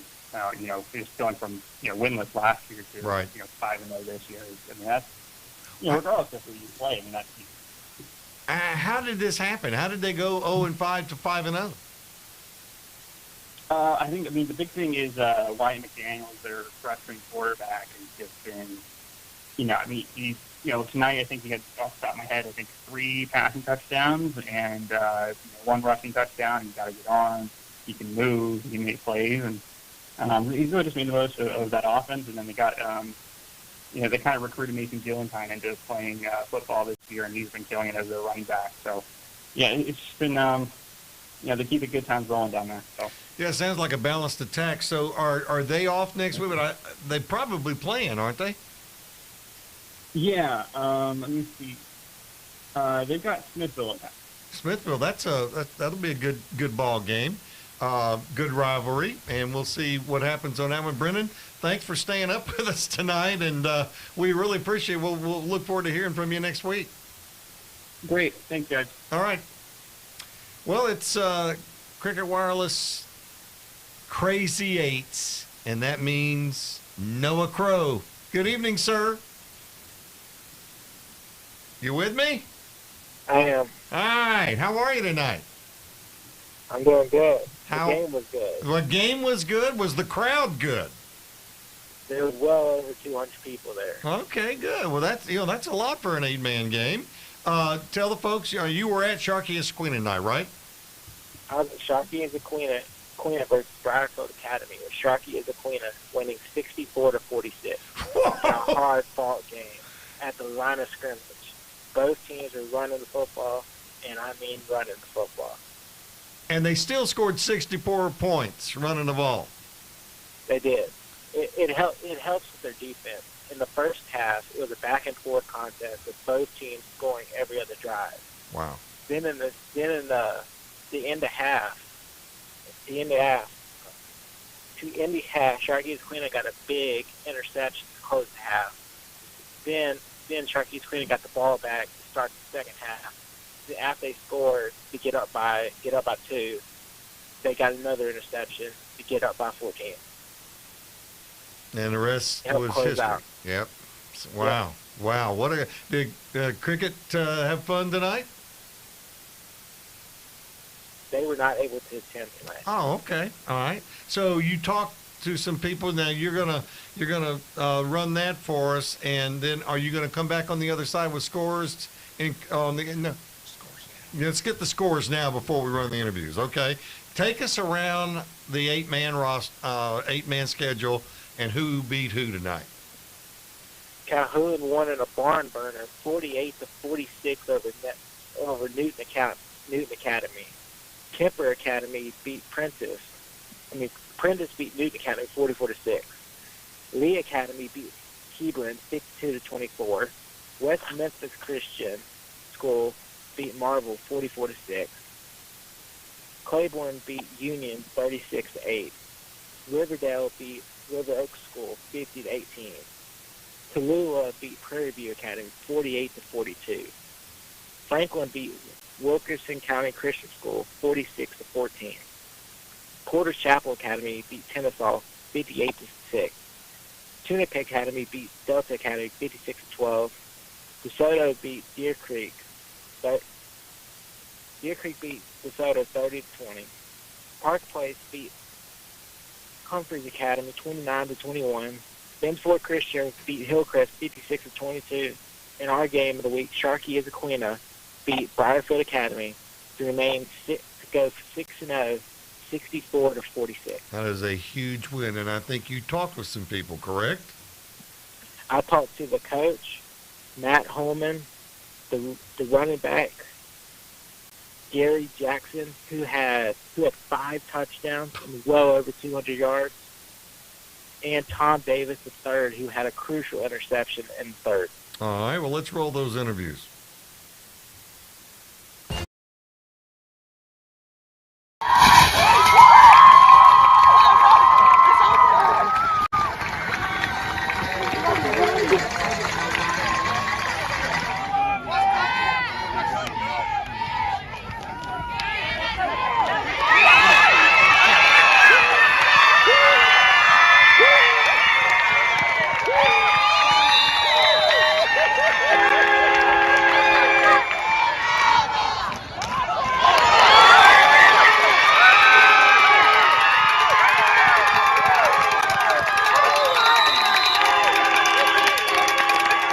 I'm here at Sharkey Issaquena as a Briarfield Academy 62-46. Gary Jackson, you had over 200 yards rushing and 5 touchdowns. What do you think about today's performance? Today's performance, I did better than I did last week, and I had to show something to prove. Show the coach that we different from every other team. What'd you see in the second half that the coach told the team for y'all to be able to get back on top and close out this game? He told us to put everything behind us and keep fighting, keep showing that you're great. And what do you think about your offensive line today? Oh, they outstanding. And for Tom Davis III, you had a crucial interception in the third quarter to help your team get up after y'all scored, to get up to another score, to get up by 7. Okay. What did you see out there to get that Saw a lot of brotherhood. Getting back down. In the first half, the other team was playing. Y'all were in a back and forth contest with the other team playing very physical. What did your coaches tell you at halftime to be able to get this win? We're gonna go out here and get the win, and don't let the stuff on the field interfere with what we got the rest of the season. And congratulations to Gary Jackson for winning our Cricket Wireless Player of the Week, and Tom Davis III for winning our Impact Player of the Week. Matt Homan of Sharkey-Issaquah Academy. What did you tell your team at halftime after a back and forth contest in the first half to be able to get that win and pull it out? I just told them to, just maintain, be disciplined, keep hitting. You're going to have to stop being the nail and be the hammer. That's all we told them. And they came out and we made a few adjustments, and that's what they did. This game was a very physical game from the line of scrimmage. How did you get your team to not take it overboard and just stay in the game? Well, like I said, discipline, following your track, being coachable, just keeping that mindset, staying focused. And that's what players have to do when they get tired and they're fatigued in a ball game. We haven't played a whole game this year, so it was a really, really good test of adversity for our kids to pull through. I mean, we're talking about a team that went 1-9 last year, so we've grown up tonight. And what do you think about Gary Jackson's performance? He had over 200 yards rushing and 5 touchdowns. He's a phenomenal athlete. He's a great player. He's been a leader all year. He's been our go-to guy. He was injured last year, but he's just a special player. That's all I can say about him. And what about somebody like Tom Davis III that got that crucial interception in the third quarter? Another kid that's an amazing player. He's ball smart. He knows the game. He's just very coachable, very likable. And what do you hope your team takes away from this game into next week? I hope we grew up tonight, so it's not going to be easy overnight. Cra-Z-8s is brought to you by Cricket Wireless. Smile, you're on Cricket. Department of Treasury, Unclaimed Money, and Impact, Mississippi, along with Malone Roofing. Reporting from Sharkey-Issaquah Academy, I'm Noah Crow.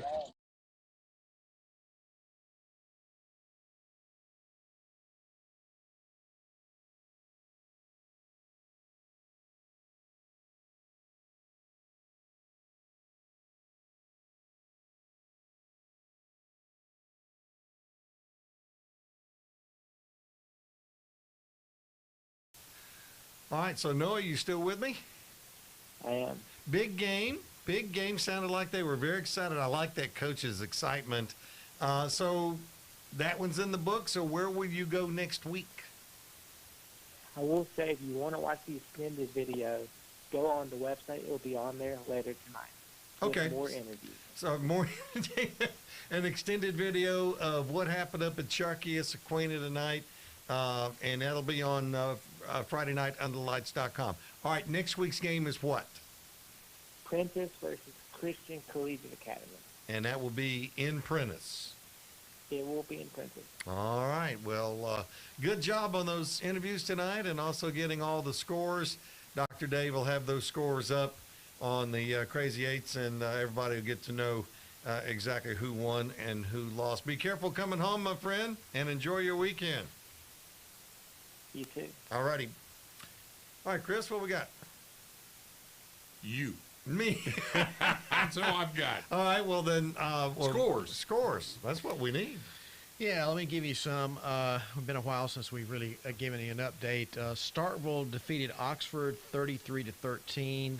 Pearl had a big win, beating Germantown by the score of 44-28.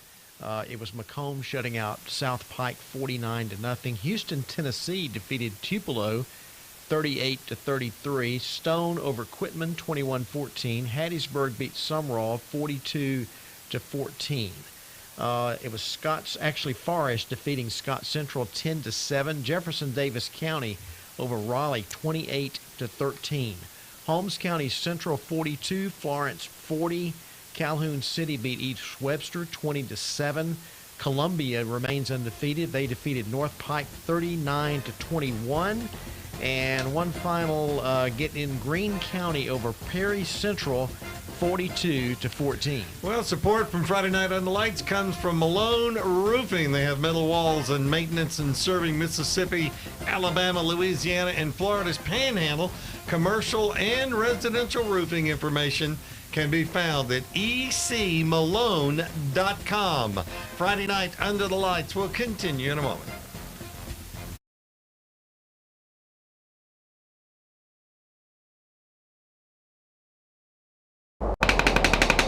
Roof problems? Malone Roofing has you covered.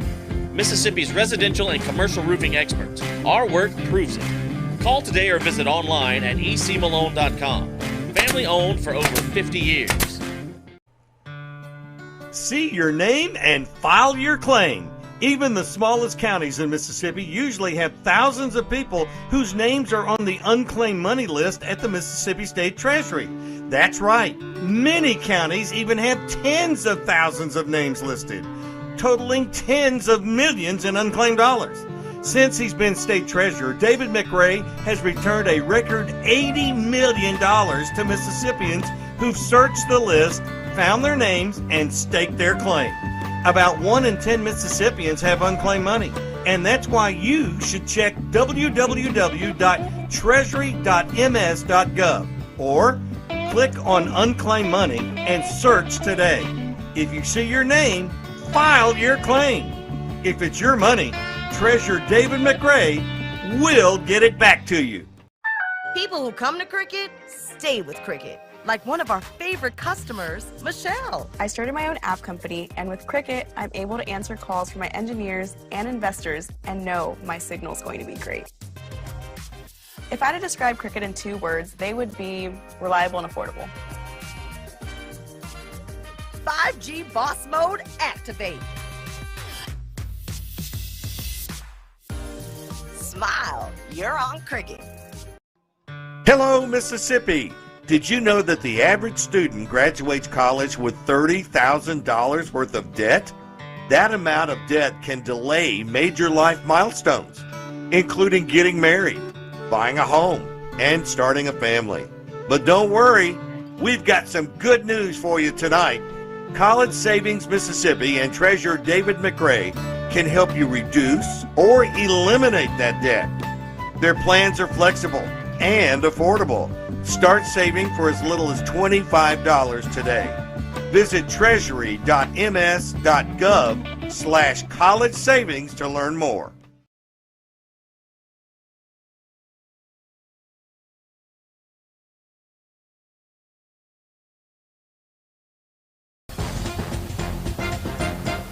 Hey, gentlemen, we're in the last segment of the last hour.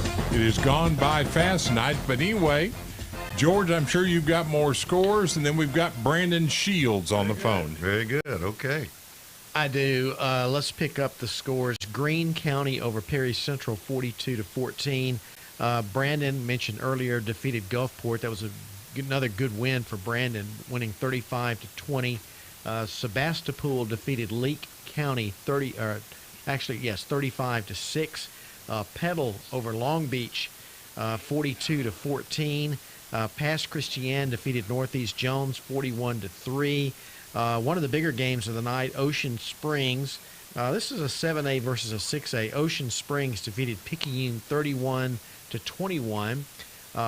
Pisgah over Richland, 39-6. South Panola prevailed over Clinton, 26-11. Kind of an odd score. Yeah. Lawrence County 42, Tylertown 18, Union over Lake 27-22. Velma Jackson shut out Leake Central 58-0. Warren Central, one of the bigger games of the night, Warren Central edged Madison Central 24-21, and George County beat Wayne County 14-13. All right, as we get ready to wrap this night up, Brandon Shields actually covered 2 games, one last night and one tonight. So, Brandon, tell us about last night's ball game first. Last night, Meridian and Callaway, unfortunately for Callaway, they're battling a lot of injuries, and especially on offense, they're playing guys that are playing guys in spots that they're not used to be playing and wouldn't normally be playing, and it showed. Meridian won 32-6. Daniel Hill, the 4-star running back. He's playing quarterback for Meridian this year. Really? Yeah. Marcus Bowles has him. Hey, put your best player at quarterback. Yep. And that's what they've done, and they're 2-3 right now. They've been up and down. They're a very young team. Bowles told me they play 4 seniors, 2 seniors on offense and 2 on defense, and it also shows at times. So, but Daniel Hill had 151 yards on 15 carries, had 2 touchdowns. Meridian's defense forced 4 turnovers, something they haven't been doing this year a lot. So that was the difference in that one.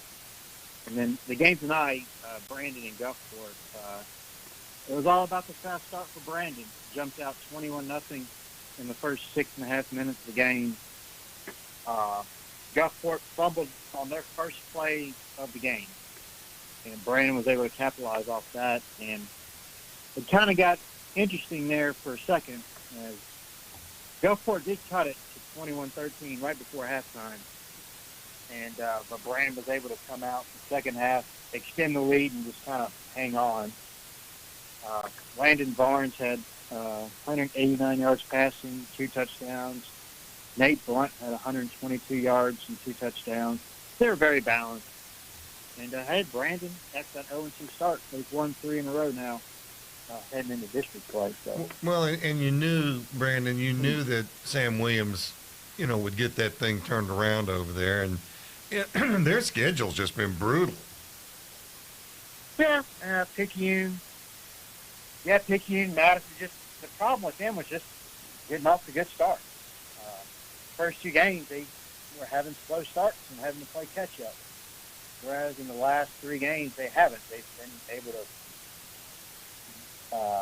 get ahead and stay ahead, and that's really what it's been coming down to. So, but now, like a lot of people, a lot of teams in 5, 6, and 7A have bye weeks next week before starting district play.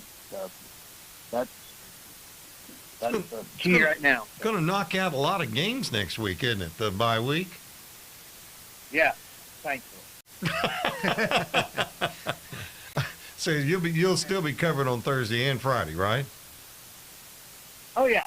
I think I'm going to a JUCO game Thursday, and then next Friday I haven't really made my mind up yet. So I know that game you'll probably be calling is a big one. Yep. Prepping West Jones, that'll be a big one. So that'll be one to watch. That's for sure. Have you had a chance to see West Jones this year?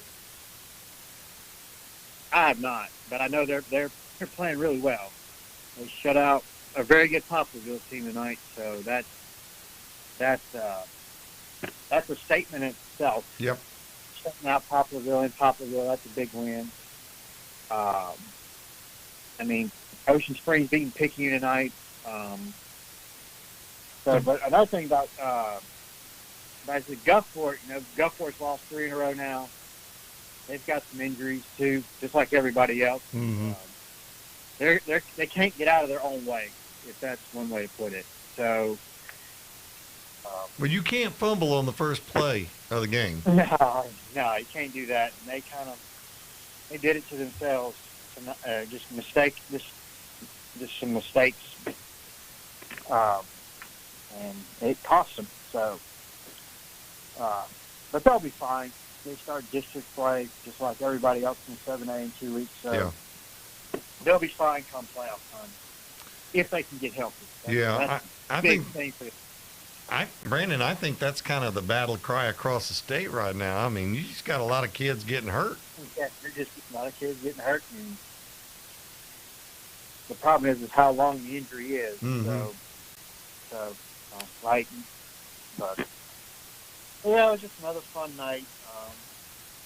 I can't believe I'm asking this on the radio, but anybody have the H.W. Byers Bluff City, Tennessee score? Because I can't find it. So. I'll guarantee it. Now Dr. Dave. Look on the website a little bit later. Yeah, Dr. Dave will have it. It's H.W. Byers and who? Bluff City out of Tennessee. Bluff City. Okay, Dr. Dave, I know you're watching and listening, so we need the HW Buyers and Bluff City. And Brandon, we'll probably have that before we get off the air because Dr. Dave finds those scores. I don't know how he does it, but he does. Yeah. Hey, thanks for spending some time with us tonight, my friend, and we'll look forward to talking to you next Friday. May see you next Friday. Who knows? Yeah, maybe. We'll see. A lot of slim chickens next week. Thanks, Brandon. We appreciate it. All righty. All right. Anybody else? Does that put a wrap on it? Okay. You know, George, one of the things, and he just touched on it, we got a lot of kids getting hurt. Now, is that because maybe they're out of condition? You know, I know these coaches know better than that. Is it because maybe the football started too soon in August? I mean, you know, you got I don't know. Chris Davis over at Picayune. He's going to be out for 4 to 6 weeks with a broken collarbone. Yeah, I mean, that kind of stuff happens. I think a lot of it is, to be honest with you, and this is just watching football at the pro level, at the college level, people are just bigger now than they used to be. I mean, you know, it's not that unusual. Look at a high school team, and they'll have some people that are 300 pounds. Oh, yeah. You never saw anything like that, you know, when we were coming along. Of course, No. that was a while back. But we were wearing leather helmets back then, I think brother. people are, I think they're bigger. I think they're faster. I think in some ways maybe, you know, I don't know. I'm not experienced enough to say otherwise, but I think it's just, it may be physics. I mean, it's just some big people hitting one another, and it's going to cause some injuries somewhere along the way. I was reading, you know, about Roger Staubach, and his career ended when he ran into Marlon McKeever of the Rams. Yeah. And he just said, "Guy's 300 But you know, pounds." you think about that though. You remember people back in that day, and I remember. I mean, gosh, I remember like on Sunday afternoons. It seemed like the New York Giants played the Washington Redskins every weekend, and the Redskins had Sonny Jurgensen. It was now look at 300 that pounds. guy. Yeah, I know, but look at that guy. He was like 5'11", about 275, and he could throw the ball, but I mean he couldn't run. You know, but you were safe not having to play the option against that guy. I mean, exactly. Yeah. I mean, but it's just people are just different now. I think athletically.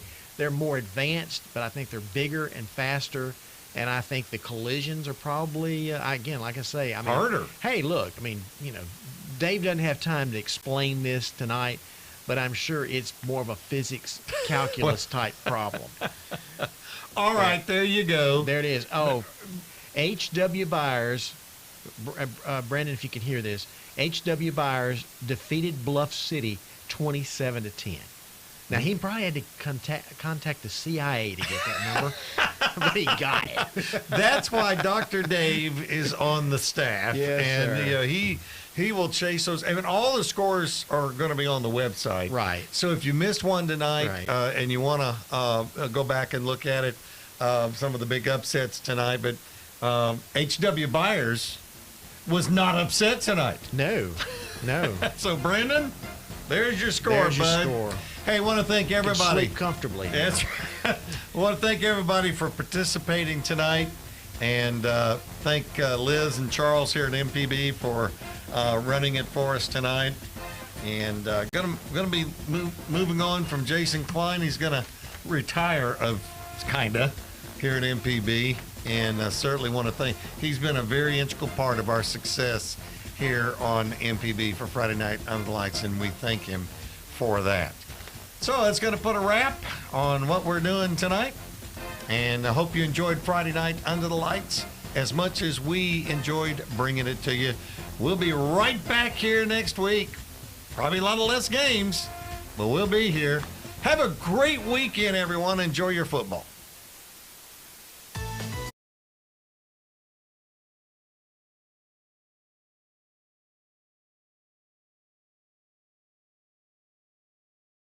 CBS.com.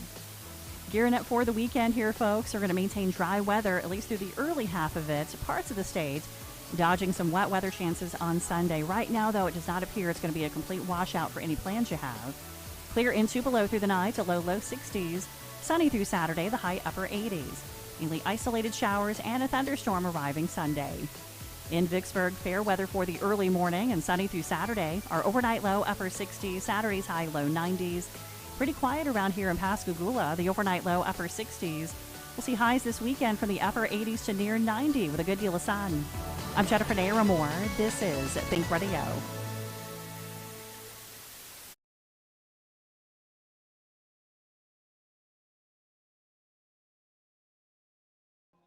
Hello, Mississippi. Did you know that the average student graduates college with $30,000 worth of debt? That amount of debt can delay major life milestones, including getting married, buying a home, and starting a family. But don't worry, we've got some good news for you tonight. College Savings Mississippi and Treasurer David McRae can help you reduce or eliminate that debt. Their plans are flexible and affordable. Start saving for as little as $25 today. Visit treasury.ms.gov/college savings to learn more. People who come to Cricket stay with Cricket. Like one of our favorite customers, Michelle. I started my own app company, and with Cricket, I'm able to answer calls from my engineers and investors and know my signal's going to be great. If I had to describe Cricket in 2 words, they would be reliable and affordable. 5G Boss Mode activate. Smile, you're on Cricket. When storms rage, Malone responds. From claim to completion, Malone Roofing has helped rebuild communities for nearly 50 years. Contact Malone for 24/7 service at ecmalone.com. If the money's yours, you should have it. That's why State Treasurer David McRae has returned a record $80 million in unclaimed money to Mississippians. And there's hundreds of millions more, maybe with your name on it. Check the list. Visit www.treasury.ms.gov and see if you have any of the unclaimed money. Each year, banks, utilities, businesses, brokers, and insurance companies turn over millions of dollars to the state because they're not sure who is entitled to the funds. Treasurer McRae has an entire unclaimed money staff waiting to take your claim and return your money. Check the list today. Treasury.ms.gov.